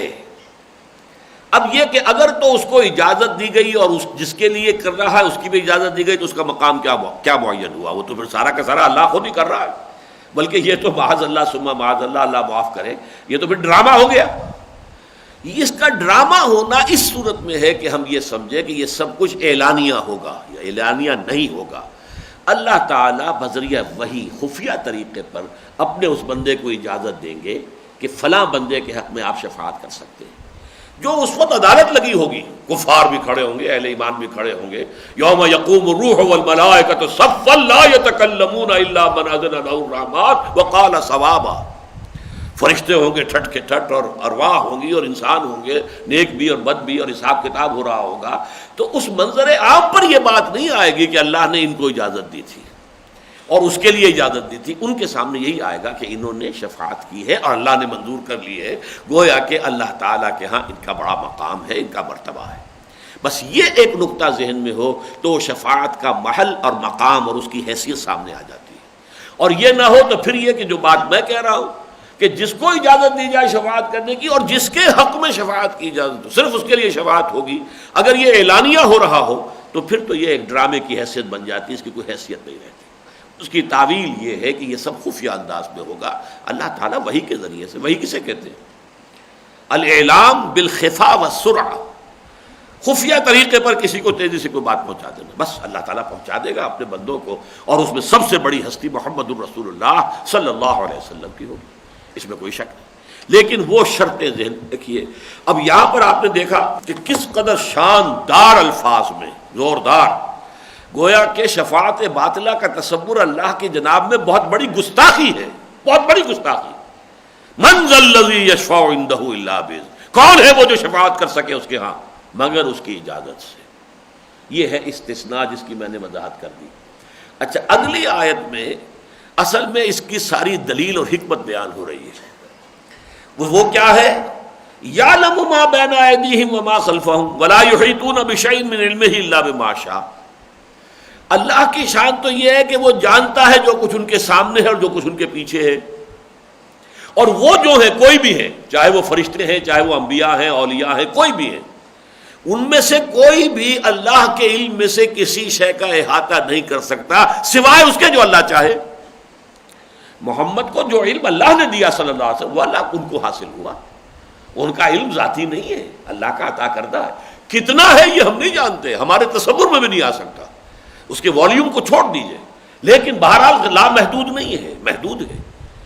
یہ تمام مخلوقات کے بارے میں نے عرض کیا، صفات حادث بھی ہے، فانی بھی ہے، عطائی بھی ہے، اور لامحدود نہیں ہے، محدود ہے۔ تو جو علم بھی دیا فرشتوں کو، آپ کو معلوم ہے جب اللہ نے کہا کہ انی جاعل فی الارض خلیفہ، اور اس کے بعد پھر حضرت آدم کو تمام نام سکھا دی اور کہا فرشتوں سے کہ اب تم ذرا نام بتاؤ، ان کا لا علم لنا الا ما علمتنا، اللہ ہمیں تو کوئی علم حاصل نہیں سوائے اس کے جو تو نے ہمیں سکھا دی۔ خود حضور سے فرمایا جا رہا دعا کرتے رہا کرو، رب زدنی علما، پروردگار میرے علم کے اندر اضافہ فرما دے۔ تو علم تو اللہ دیتا ہے، علم الانسان ما لم یعلم، اللہ نے انسان کو سکھایا جو کو وہ جانتا ہی نہیں تھا۔ اس اعتبار سے دیکھیے سفارش میں کیا ہوتا ہے، دنیا میں ہم کہتے ہیں نا جا کر کسی مجسٹریٹ سے، ڈی سی سے، گورنر سے، یہ جو آدمی ہے یہ میں اس کو جانتا ہوں، بڑا شریف آدمی ہے، اور یہ جو کیس اس کے خلاف بنا ہے یہ سب جھوٹا کیس ہے، آپ فیکٹس آف دی کیس اس جو جیسے کہ فائل میں ہے یہ جھوٹی گواہی ہے، اس پر نہ دیکھیے، میں آپ کو بتا رہا ہوں، آپ تو نہیں جانتے، میں بتا رہا ہوں کہ یہ بات یوں نہیں یوں ہے۔ کیا یہ بات اللہ کے ہاں کوئی اور شخص کہہ سکتا کہ اللہ تو نہیں جانتا میں جانتا ہوں؟ جبکہ علم کا معاملہ تو یہ ہے یعلم ما بین ایدیہم وما خلفہم، اب یہ ہم میں سب کے سب آ گئے، کل موجودات، تمام مخلوقات، جو کچھ ان کے سامنے، جو کچھ ان کے پیچھے، جو کچھ ان سے پہلے تھا، جو کچھ ان کے بعد ہے، ہر شے کا جاننے والا اللہ ہے۔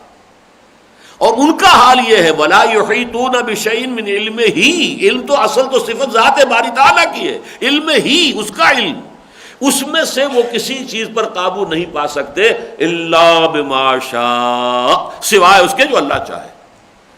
تو اب شفاعت کی تو جڑ کٹ گئی، دنیا میں تو ہمارا شفاعت کا تصور یہ ہوتا ہے جناب آپ کو معلوم نہیں ہے، یہ معاملہ یوں نہیں یوں ہے، میں آپ کو بتا رہا ہوں، میرے پاس علم ذاتی ہے، آپ تو دیکھ رہے ہیں فائل کو، آپ تو دیکھ رہے ہیں جیسی کہ ایف آئی آر درج ہوئی ہے اس کی بنا پر مقدمہ چلا ہے، اصل فیکٹس آف دی کیس یہ جو میں آپ کو بتا رہا ہوں۔ کوئی شخص کہہ سکے گا یہ اللہ کے سامنے کہ اللہ تو نہیں جانتا میں جانتا ہوں؟ معاذ اللہ ثم معاذ، یعلم ما بین ایدیہم وما خلفہم ولا یحیطون بشیء من علمہ الا بما شاء۔ البتہ یہ شفاعت جو ہے کیوں ہوگی اس کو بھی سمجھ لیجئے، یہ ہے جس کو آج کل بھی آپ کہتے ہیں مرسی اپیل۔ دیکھیے ایک مقدمہ ہے، قتل کا مقدمہ ہے، وہ سیشن جج نے بھی اس کو پھانسی کی سزا دے دی، ہائی کورٹ سپریم کورٹ سب ہو گیا، یعنی فیکٹس آف دی کیس اور جو بھی اس کے گواہیاں ہیں اس کے اعتبار سے ثابت ہو چکا ہے کہ اس شخص نے قتل کیا ہے اور یہ واجب ہے کہ اس کو پھانسی دی جائے۔ لیکن پھر ایک ہیڈ آف دی اسٹیٹ کو ہمارے ہاں، اگرچہ اسلام میں ایسا نہیں ہے، اسلام میں قتل نہیں ہے، یہ غلط قانون ہے جو اب بھی موجود ہے پاکستان میں، ہیڈ آف دی اسٹیٹ جو ہے وہ دیکھتا ہے کیس کو دوبارہ، کہیں اس کے لیے کوئی لوپ ہول کہیں نکل آئے، کوئی ایسا ہو کہ اس کے ساتھ ہمدردی کا کوئی دروازہ کھڑکی کھل جائے، وہ معاف کر سکتا۔ یہ ہے وہ دروازہ جو اللہ تعالیٰ خود استعمال کریں گے، ان کا اختیار مطلق ہے، جس کو چاہیں بخش دے۔ لیکن اس میں وہ اپنے اس اختیار مطلق کے ظہور میں اپنے کچھ نیک بندوں، اپنے مقربین بارگاہ کا جو مقام و مرتبہ ہے ان کے ہاں، اس کے ظہور کا اور اس کے سامنے آنے کا ذریعہ بنا لیں گے۔ اللہ اللہ خیر سے، یہ ہے کل شفاعت۔ یعلم ما بین ایدیہم وما خلفہم ولا یحیطون بشیء من علمہ الا بما شاء وسع کرسیہ السماوات والارض۔ اس کی کرسی پھیلی ہوئی ہے تمام آسمانوں اور زمین پر۔ اب یہ کرسی کسے کہتے ہیں اصل میں؟ ایک تو یہ ہے کہ جیسے کرسی میری ہے میں بیٹھا ہوں، یا جیسے بادشاہوں کی بھی کرسیاں ہوتی تھی نا جنہیں تخت کہتے تھے۔ اب تخت طاؤس جو تھا، جو یہاں سے نادر شاہ لے گیا تھا، تو تخت طاؤس بھی کرسی تھی، ایک خاص قسم کی بادشاہوں کے بیٹھنے کی کرسی ہوتی ہے، تخت طاؤس ہے، وہ بڑا تخت ہے۔ تو اللہ کا بھی ایک تخت ہے، لیکن وہ تخت کیا ہے؟ کوئی مادی تخت ہے، کوئی اس کا وجود ہے، کوئی اس کی ڈائمنشنز ہیں لمبی چوڑی یہ وہ نہیں۔ تو ایک تو یہ ہے جو ہمارے ہاں خاص طور پر اہل حدیث حضرات کا ذوق ہے، قرآن میں جو لفظ آیا جیسے آیا بس ہم مانتے ہیں کہ ہے، ہوگی ایسی کوئی کرسی ہوگی، ہم یہ نہیں جان سکتے کہ کیسی ہے، لیکن ہوگی ایسی کرسی، ہوگی کرسی۔ ایک یہ کہ نہیں، اس سے مراد استعارہ لیا جائے، کرسی کے معنی اقتدار، قوت، اسی لیے ہم کہتے ہیں کہ اس کرسی کے پیچھے بھاگ رہے ہیں، اور کرسی جو ہے یعنی جہاں ہر کرسی کے ساتھ کچھ اختیارات ہوتے ہیں، جو اتھارٹی ہے، تو کرسی گویا کہ استعارہ ہے اتھارٹی کے لیے۔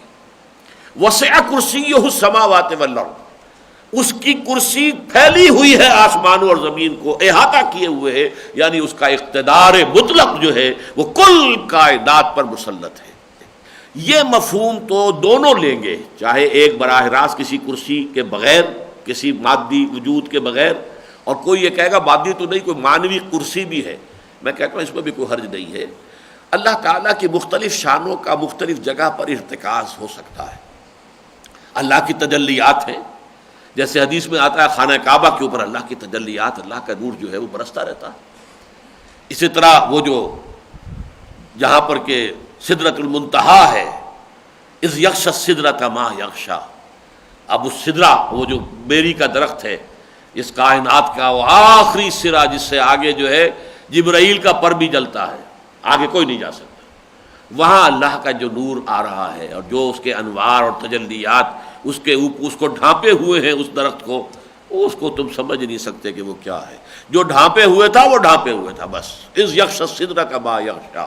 تمہاری زبان میں الفاظ ہی نہیں ہے، نہ تمہارے ذہن کے اندر وہ صلاحیت ہے کہ تم سمجھ سکو کیا ہے۔ اسی طرح ہو سکتا ہے کہ کہیں اللہ کا وہ اقتدار جو ہے جہاں سے کہ کنٹرول ہو رہا ہو، جیسے کنٹرول روم ہوتا ہے، آرمی آپریشن ہے تو ایک کنٹرول روم ہے، ہو سکتا ہے اس پوری کائنات کا کوئی کنٹرول روم جہاں اللہ تعالیٰ کی یہ صفت قدرت جو ہے اور صفت ملکیت جو ہے بادشاہت، وہ گویا کہ مرکوز ہو کسی جگہ پر، ہو سکتا ہے، لیکن ہم اس کی کسی حقیقت، اس کی شکل، اس کو کوئی نہیں جان سکتا۔ البتہ جو دونوں راستوں سے ہم جائیں گے تو نتیجہ وہی نکلے گا کہ اس سے مراد کیا ہے، اللہ کا اقتدار اور اختیار، اس کی بادشاہت آسمانوں اور زمین کو گھیرے میں لیے ہوئے۔ وَلَا يَئُودُهُ حِفْظُهُمَا، اور ان دونوں کی حفاظت اور انتظام اور اہتمام اور انصرام اس پر قطعاً بھاری نہیں ہے۔ یہ جو مادہ ہے اوت، اس سے قرآن مجید میں صرف ایک لفظ آیا جو یہاں ہے، یہ ہے آدھا یعود عودن، کسی شے کا مشقت طلب ہونا، بھاری ہو جانا، گراں گزرنا۔ ثلاثی مجرد میں اس کے معنی ہوتے ہیں، اس کا اودا یا اودو اودن، اس کے معنی ہے کوئی شخص کوئی چیز بن جائے، ٹو بیکم سم تھنگ، لیکن وہ نہیں آیا، ثلاثی مجرد قرآن میں آیا ہی نہیں ہے، صرف یہ باب افعال سے آیا ہے آدھا یعود عودن۔ تو یہ در حقیقت اس کے معنی ہے مشقت طلب ہو جانا کسی بات کا، گراں گزرنا، بھاری ہونا۔ ولا یعودہ حفظہما وہو العلی العظیم، اس پوری کائنات آسمانوں اور زمین کی حفاظت، انتظام، اہتمام، انصرام اس پر ہرگز بھاری نہیں۔ وہو العلی العظیم، اور وہ العلی ہے العظیم۔ اب دیکھیے جیسے الحی القیوم دو اسماء آئے تھے، اسی طرح یہ دو اسماء آخری ہے، یہ 10واں آخری جملہ ہے، هو الحی القیوم۔ یہاں تو جملہ پورا ہے، ہوا بھی آ گیا، وہاں نہیں ہے ہوا، هو الحی القیوم نہیں آیا، یہاں آیا وهو العلی العظیم۔ اللہ تعالیٰ کی عظمت کی اب دو ڈائمنشنز ہوتی ہیں، دیکھیے ہمارا بھی کوئی شے بہت بلند اور کوئی شے بہت عظیم، یہ دو ڈائمنشنز ہیں، اور یہ تمام اسماء و صفات اس لیے کہ ہمارا کوئی ذہن کے اندر اس کے صفات کے حوالے سے کوئی تھوڑا سا تصور پیدا ہو جائے۔ ذات کو تو ہم جان ہی نہیں سکتے، وراء الورا ثم وراء الورا ثم وراء الورا، وہ ہمارے تخیل سے، تصور سے، ہمارے وہم سے، ہر چیز سے وراء الورا ثم وراء الورا ثم وراء الورا۔ ذات جو ہے ایک طرف بلند ترین ذات، حالانکہ یہ بلندی بھی کوئی مادی شے نہیں ہے، عظیم ترین ذات، یہ بھی کوئی ایسا نہیں ہے کہ عظیم الجثہ جیسے ہم کہتے ہیں کوئی شے ہو، عظیم المرتبت کہہ دیں گے، علو شان، جس کی شان بہت بلند اور جس کا مرتبت بہت عظیم، وہ العلی العظیم۔ العلی بھی وہی ہے اور العظیم بھی وہی ہے۔ پانچواں جملہ یعنی من ذا الذی یشفع عندہ الا باذنہ، یعنی کون ہے وہ جو سفارش کر سکے اس کے سامنے بغیر اس کی اجازت کے، شفاعت باطلہ کے عقیدے کی جڑ کاٹ دیتا ہے۔ اور اس سے جہاں یہ حقیقت واضح ہو جاتی ہے کہ شفاعت خالص عطائی اعزاز ہے، بیسٹورڈ آنر، نہ کہ کسی کا ملکہ نفسی، اپنا ذاتی ملکیت نہیں ہے اس کی، یا استحقاق ذاتی، پرسنل نہیں ہے اس کا رائٹ۔ وہاں اس صرف العبادت کی راہ بھی مسدود ہو جاتی ہے جو ہؤلاء شفعاؤنا عند اللہ کے بے بنیاد عقیدے کے تحت کیا جاتا ہے۔ یہی وجہ ہے کہ اس مقام پر انذار، انداز بیان حد درجہ پر ہیبت اور پر جلال ہی نہیں، قدر غیظ آمیز اور غضبناک بھی ہے۔ من ذا الذی یشفع عندہ الا باذنہ۔ اللہ تعالیٰ کی شان الوہیت و قیومیت کے بیان اور اس کی صفات جلیلہ میں سے وجود واجب، حیات کاملہ، قدرت مطلقہ، ملکیت تامہ اور اختیار کلی کی بالواسطہ تصریح یا براہ راست وضاحت کے بعد چھٹے اور ساتویں جملوں میں خالق اور مخلوق کے علم کے تقابل سے واضح کر دیا گیا کہ اللہ تعالیٰ کا علم ذاتی بھی ہے، کامل بھی، چنانچہ ما بین ایدیہم کو بھی محیط ہے وما خلفہم کو بھی، جبکہ ما سوا کا علم ناقص ہے اور محدود بھی، اور خالص وہبی اور عطائی بھی، چنانچہ چاہے جن ہوں یا انسان، اور خواہ اولیاء و انبیاء ہوں یا ملائکہ اور ارواح، کسی کے پاس اپنا ذاتی علم کوئی نہیں، جو کچھ ہے صرف اللہ کی عطا اور اس کی دین، اور بس اسی قدر ہے جس قدر وہ چاہے اور عطا فرما دے۔ ولا یحیطون بشیء من علمہ الا بما شاء۔ 8ویں اور 9ویں جملوں میں خدا کے غلبہ و اقتدار کی وسعت اور اس کے قبضہ و اختیار کی ہمہ گیری کی ایک جھلک نہایت پرشکوہ الفاظ میں دکھا دی گئی ہے، یعنی آسمانوں اور زمین کی تمام وسعتیں اسی کے حیطۂ اقتدار میں ہیں، اور پورا سلسلہ کون و مکان اسی کے زیر نگیں ہے، اور وہ تعالیٰ اس مملکت بے قرار کے حفظ و امان اور سلطنت بے پایاں کے انتظام و انصراف سے ہرگز کسی درجے میں بھی عاجز اور لاچار نہیں ہے۔ آخری جملہ پھر دو عظیم اسماء حسنہ پر مشتمل ہے جو وسع کرسیہ السماوات والارض ولا یعودہ حفظہما کی عظیم حقیقت پر آخری مہر تصدیق کے طور پر ثبت ہے۔ وہو العلی العظیم، یعنی وہ بلند و بالا بھی ہے اور بزرگ و برتر بھی، اور صاحب عظمت و سطوت بھی ہے اور حامل شان شوکت بھی۔ گویا اس آیت کریمہ میں ذات واجب الوجود کی صفات جلیلہ میں سے قدرت مطلقہ اختیار کامل پر حد درجہ زور دینے کے علاوہ اہم صفات یعنی حیات اور علم کے حوالے سے یہ بنیادی حقیقت واضح کر دی گئی کہ حضرت حق سبحانہ و تعالیٰ کی صفات اس کے وجود کی طرح ذاتی بھی ہے اور غیر محدود و لامتناہی بھی، جبکہ ما سوا کی صفات ان کے عین وجود کے مطابق خالص عطائی بھی ہے اور نری محدود اور مقید بھی، گویا اس کا وجود بھی حق اور صفات بھی حقیقی، اور ہمارا وجود بھی محض وہمی اور صفات بھی فقط اعتباری۔ یہ پھر ایک شعر ہے نیچے، کل ما فی الکون وہم او خیال او وقوس فی المرایا او ظلال، جو کچھ ہمیں کائنات میں نظر آتا ہے یا تو وہم ہے اور یا یہ کہ خیال ہے بس ہمارا، یا جیسے کہ آئینوں میں عکس ہوتے ہیں، اور یا یہ کہ سایہ ہوتا ہے۔ اس طرح اس آیت کی اس قرآن حکیم کی یہ آیت عظیمہ وجود و حیات، قدرت علیم ایسی بنیادی صفات کے ضمن میں ذات باری تعالیٰ کی شان یکتائی کے بیان میں منفرد مقام کی حامل ہے، اور یہی وجہ ہے کہ حضور صلی اللہ علیہ وسلم نے اسے قرآن کی عظیم ترین آیت بھی قرار دیا، اور جملہ آیات قرآنی کی سردار بھی۔ یہ آخری جملے کے لیے بھی حدیث ہے، ترمذی میں حضرت ابو ہریرہ سے روایت ہے کہ رسول اللہ صلی اللہ علیہ وسلم نے فرمایا کہ ہر چیز کی ایک چوٹی ہوتی ہے، تو قرآن کی چوٹی سورۃ البقرہ ہے، اور اس میں ایک آیت یعنی آیت الکرسی تمام آیات قرآنی کی سردار ہے۔ اب دیکھیے اس کا اگلی آیت کا جو تعلق ہے وہ کیا ہے۔ اللہ کی ہستی تو یہ ہے جو کچھ تم نے سمجھ لیا ان صفات کے حوالے سے، اس آیت الکرسی سے۔ اب اصل مسئلہ یہ ہے تم نے کیا روش اختیار کی ہے، انسان کا رد عمل کیا ہے۔ فرمایا لا اکراہ فی الدین، اللہ نے دین کے معاملے میں کسی انسان پر کوئی جبر نہیں کیا ہے، پورا اختیار دیا، اما شاکرم و اما کفورا۔ ہم نے انسان کو بنایا ہے لیکن اسے پوری اجازت دی ہے، اما شاکرم و اما، چاہے شکر گزار بنے اور چاہے ہمارا کفران نعمت کرے۔ فمن شاء فلیؤمن ومن شاء فلیکفر، جو چاہے ایمان لائے جو چاہے کفر کرے، کسی فرد پر جبر نہیں ہے، یہ اختیاری معاملہ ہے، یہ ہے لا اکراہ فی الدین۔ البتہ جو اختیار کر لے اب اس پر جبر ہوگا۔ تم نے اللہ کو مانا ہے تو اللہ کا حکم مانو، نہیں مانو گے پکڑے جاؤ گے۔ تم نے رسول کو مانا ہے، رسول کا فرمان تسلیم کرو، نہیں کرتے منافق قرار پاؤ گے، مختلف تعزیرات ہوں گی، مختلف جرائم کی سزائیں ہوں گی، حدود ہوں گی، لیکن یہ کس کے لیے؟ جو مانتا ہے۔ جو نہیں مانتا اس کا اپنا معاملہ علیحدہ ہے، وہ اللہ تعالیٰ کے ہاں اپنی سزا بھگتے گا۔ ہاں وہ آپ کے قانون کے تحت آ گیا تو وہ قانون اس کے اوپر بھی لاگو ہو جائے گا، لیکن جبر ہے اسلام میں، لیکن جبر ہے کس میں؟ اس پر کہ جو مان لے، اس کے اوپر حدود اور قیود ہے۔ مانتا ہے نماز نہیں پڑھتا، تعزیر ہوگی، بلکہ یہاں تک بھی تعزیر بتائی گئی کہ قتل کیا جا سکتا ہے غیر نمازی۔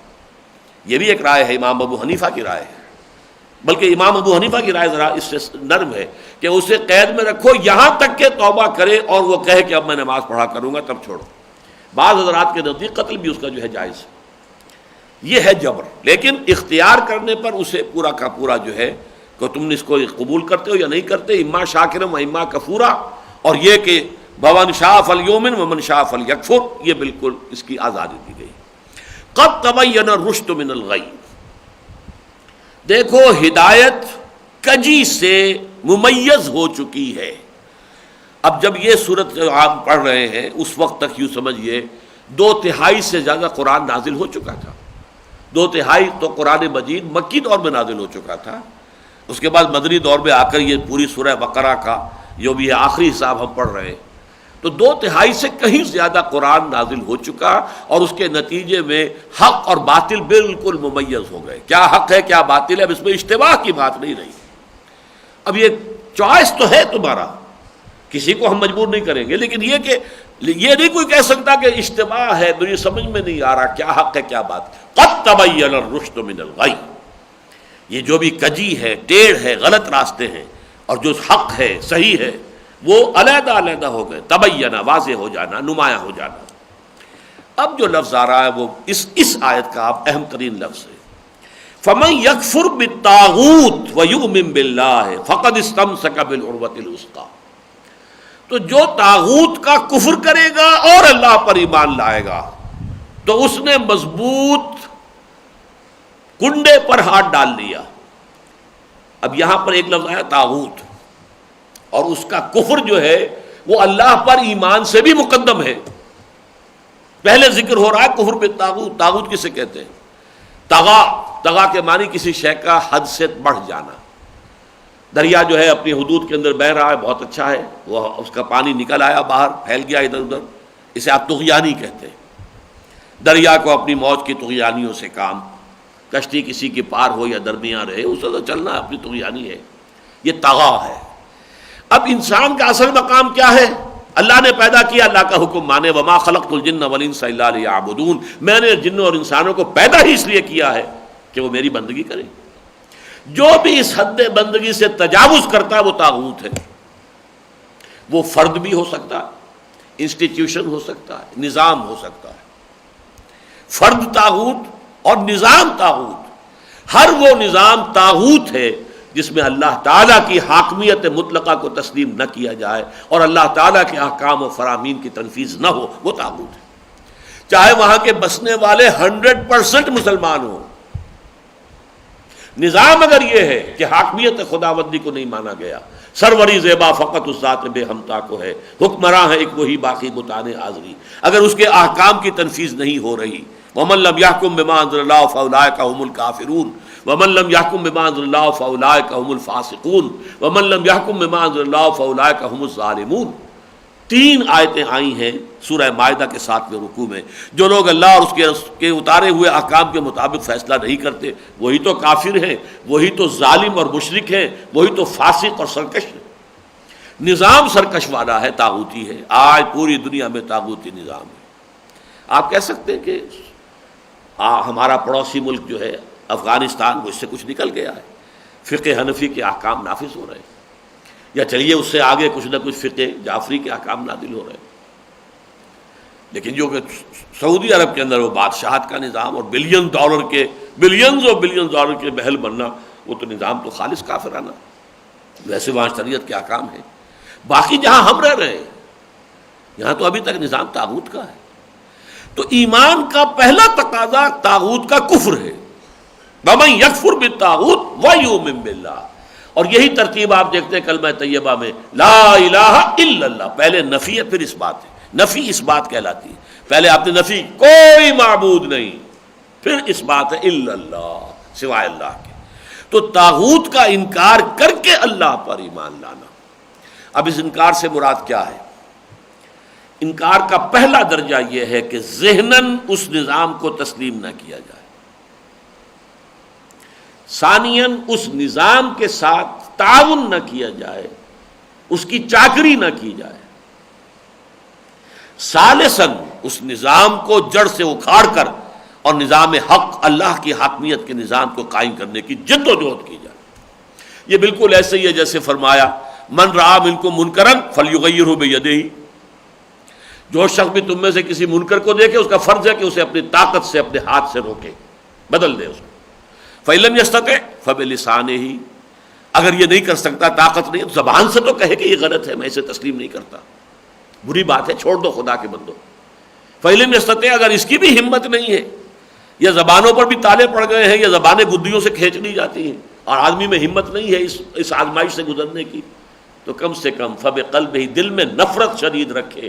وذالک اضعف الایمان. اور یہ ایمان کا کمزور ترین درجہ ہے. نظام میں باطل سے بڑا منکر کوئی ہے؟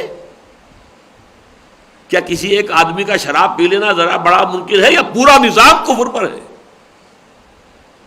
ایک کسی شخص نے کسی کی جیب کاٹ لی، یہ بڑا منکر ہے، یا پورا نظام سود کے اوپر چل رہا ہے؟ کون سا منکر بڑا ہے؟ اکبر المنکرات، تمام منکروں میں سب سے بڑا منکر جو ہے وہ تو نظام باطل ہے. اس نظام باطل سے نفرت ہو. اسی کو میں نے کہا کہ ذہناً ریکنسائل نہ کرے اسے، اس کی جو ہے خدمت نہ کرے، اس کی چاکری نہ کرے، اس کی ملازمت نہ کرے. اور یہ کہ اللہ ہمت دے، جد و جہد کرے، محنت کرے، مشقت کرے. اور یہ اجتماعی جد و جہد کے بغیر ممکن نہیں، جماعت کے بغیر ممکن نہیں. اس حدیث کے حوالے سے کہ انی آمرکم بخمس اللہ امرنی بہن بالجماعت والسمع والطاعت والہجرت والجہاد فی سبیل اللہ. اور اس حدیث کے حوالے سے کہ بایعنا رسول اللہ صلی اللہ علیہ وسلم علی السمع والطاعۃ فی العسر والیسر والمنشۃ والمکرہ وعلی عثرۃ علینا وعلی لا ننازع الامر اہلہ وعلی ان نقول بالحق اینما کنا لا نخاف فی اللہ لومۃ لائم. یہ حدیثیں ہیں. تو اس نظام کے خلاف جب تک کم سے کم درجہ یہ کہ شدید نفرت ہو، اس کے ساتھ آپ تعاون نہ کریں، ریکنسائل نہ کریں، اس کی چاکری نہ کریں، اس کی خدمت نہ کریں، اسے پروموٹ نہ کریں. یہاں تک فرمایا من مشى مع فاسق لیقویہ، جو شخص کسی فاسق کے ساتھ چلتا ہے اسے تقویت دینے کے لیے، فقد اعان علی ہدم الاسلام، تو اس نے اسلام کی جڑیں کھودنے میں مدد دی ہے. فرمایا اذا مدح الفاسق غضب اللہ تعالی واہتز له العرش، جب کسی فاسق و فاجر انسان کی تعریف بیان ہو رہی ہوتی ہے اللہ تعالیٰ غضبناک ہو جاتے ہیں، اس درجے غضبناک ہوتے ہیں کہ اس کا عرش جو ہے وہ تھرا جاتا ہے. واہتز له العرش. ہمارا حال کیا ہے؟ ہم کہاں رہ رہے ہیں؟ نظام باطل کے تحت ہے، پاؤں پھیلا کر سوتے ہیں، عیش کر رہے ہیں، اپنا وقت لگ رہا ہے، بس کماؤ، اچھا سے اچھا کھاؤ، اپنے مسائل، اپنی کاریں، اپنی گاڑیاں، اپنی موٹر سائیکلیں، انہی کی فکر ہے صبح سے لے کے شام تک. یہاں یہ ہے اصل مسئلہ. لا اکراہ فی الدین قد تبین الرشد من الغی فمن یکفر بالطاغوت ویؤمن باللہ فقد استمسک بالعروۃ الوثقی. یہ عروہ کہتے ہیں کنڈے کو. کہیں انسان جان بچانے کے لیے کسی کو مثلا ڈوب رہا ہے کوئی شخص، فرض کیجئے اس کے ہاتھ میں وہ اگر کسی جہاز کا کنڈا آ گیا ہے، وہ کنڈے کو اب پکڑ لے گا مضبوطی کے ساتھ، اس کی زندگی اب اسی کے ساتھ وابستہ ہے. چاہے کوئی مچھلی آئے، کوئی اور شارک مچھلی آئے اور اس کی ٹانگ اڑا کے لے جائے چبا کے، لیکن وہ کنڈے کو نہیں چھوڑے گا کہ ٹانگ جاتی ہے جائے، جان بچنی چاہیے. یہ ہے کنڈا، مضبوط کنڈا، اس کو پکڑ لینا. تو جس شخص نے یہ بنیاد ہے اصل میں ہدایت کی، جس نے طاغوت کا کفر کیا اور اللہ پر ایمان لایا، فقد استمسک بالعروۃ الوثقی، تو اس نے تو مضبوطی سے تھام لیا ہے ایک بہت مضبوط کنڈے کو. حضور کی ایک حدیث بھی ہے اوثق العراء کلمۃ التقوی، سب سے مضبوط جو کنڈا ہے وہ اللہ کا تقوی اختیار کرنا ہے. تو یہ اس نے جو کنڈا جو ہے اس کے اوپر اس کا ہاتھ آ گیا ہے، اس کے لیے لن انفصام لہا، اور یہ کنڈا جو ہے پھر ٹوٹنے والا نہیں ہے، اپنی جگہ سے نکلنے والا نہیں ہے. اس کو پکڑے رہو گے تو حق جو ہے اس کے اوپر قائم رہو گے، چلتے رہو گے. میں نے اپنے جو بھی قرآن مجید پر غور و فکر میں کرتا ہوں تو میں نے ایک بات آپ سے کہی ہے، وہ میری کتاب جو ہے دعوت رجوع القرآن، اس میں بھی درج ہے کہ میں نے ایک طرف اسلاف کے کنڈے پر ہاتھ ڈالا ہوا ہے، شیخ الہند اور شیخ الاسلام مولانا شبیر احمد عثمانی اور شیخ الہند مولانا محمود حسن، ان کا ترجمہ یہ سبھی میرے سامنے وہی ہے، ترجمہ شیخ الہند، حواشی شیخ الاسلام کی. لیکن اس کے بعد دوسرا ہاتھ جو ہے میرا، اس کو تو میں نے پکڑا ہوا ہے، اس سے میں اپنے آپ کو دور نہیں کرنا چاہتا، اسلاف کے ساتھ جڑے رہنا ہے. لیکن پھر یہ باقی سائنٹیفک چیزیں ہیں، ہسٹوریکل فیکٹس ہیں، اور جو چیزیں ہیں بایولوجی ہے، زوالوجی ہے، ایمبریولوجی ہے، اور جو چیزیں آ رہی ہیں کاسمولوجی ہے، اس کے حوالے سے اب ہسٹری جو ہے اس میں ایکسکیویشنز ہو رہی ہیں، اس میں نئی نئی جو ہے انسان کی معلومات، اس میں سے آپ لیتے جائیے. اور قرآن مجید میں فلسفہ، منطق، اس کے حوالے سے، سائنس کے حوالے سے، اس کی تفہیم میں، اس کی تشریح میں، اس کی تعبیر میں، ان تمام چیزوں ہر طرف ہاتھ ماریں، لیں جو بھی لے سکتے ہو، لیکن یہ کنڈا ہاتھ سے نہ چھوٹے. سلف کا کنڈا جو ہے اس پر ہاتھ مضبوطی سے پڑا رہے. لا اکراہ فی الدین قد تبین الرشد من الغی فمن یکفر بالطاغوت ویؤمن باللہ فقد استمسک بالعروۃ الوثقی لا انفصام لها واللہ سمیع علیم. اور اللہ سب کچھ سننے والا اور سب کچھ جاننے والا ہے. بارک اللہ لی ولکم فی القرآن العظیم ونفعنی وإیاکم بالآیات والذکر الحکیم.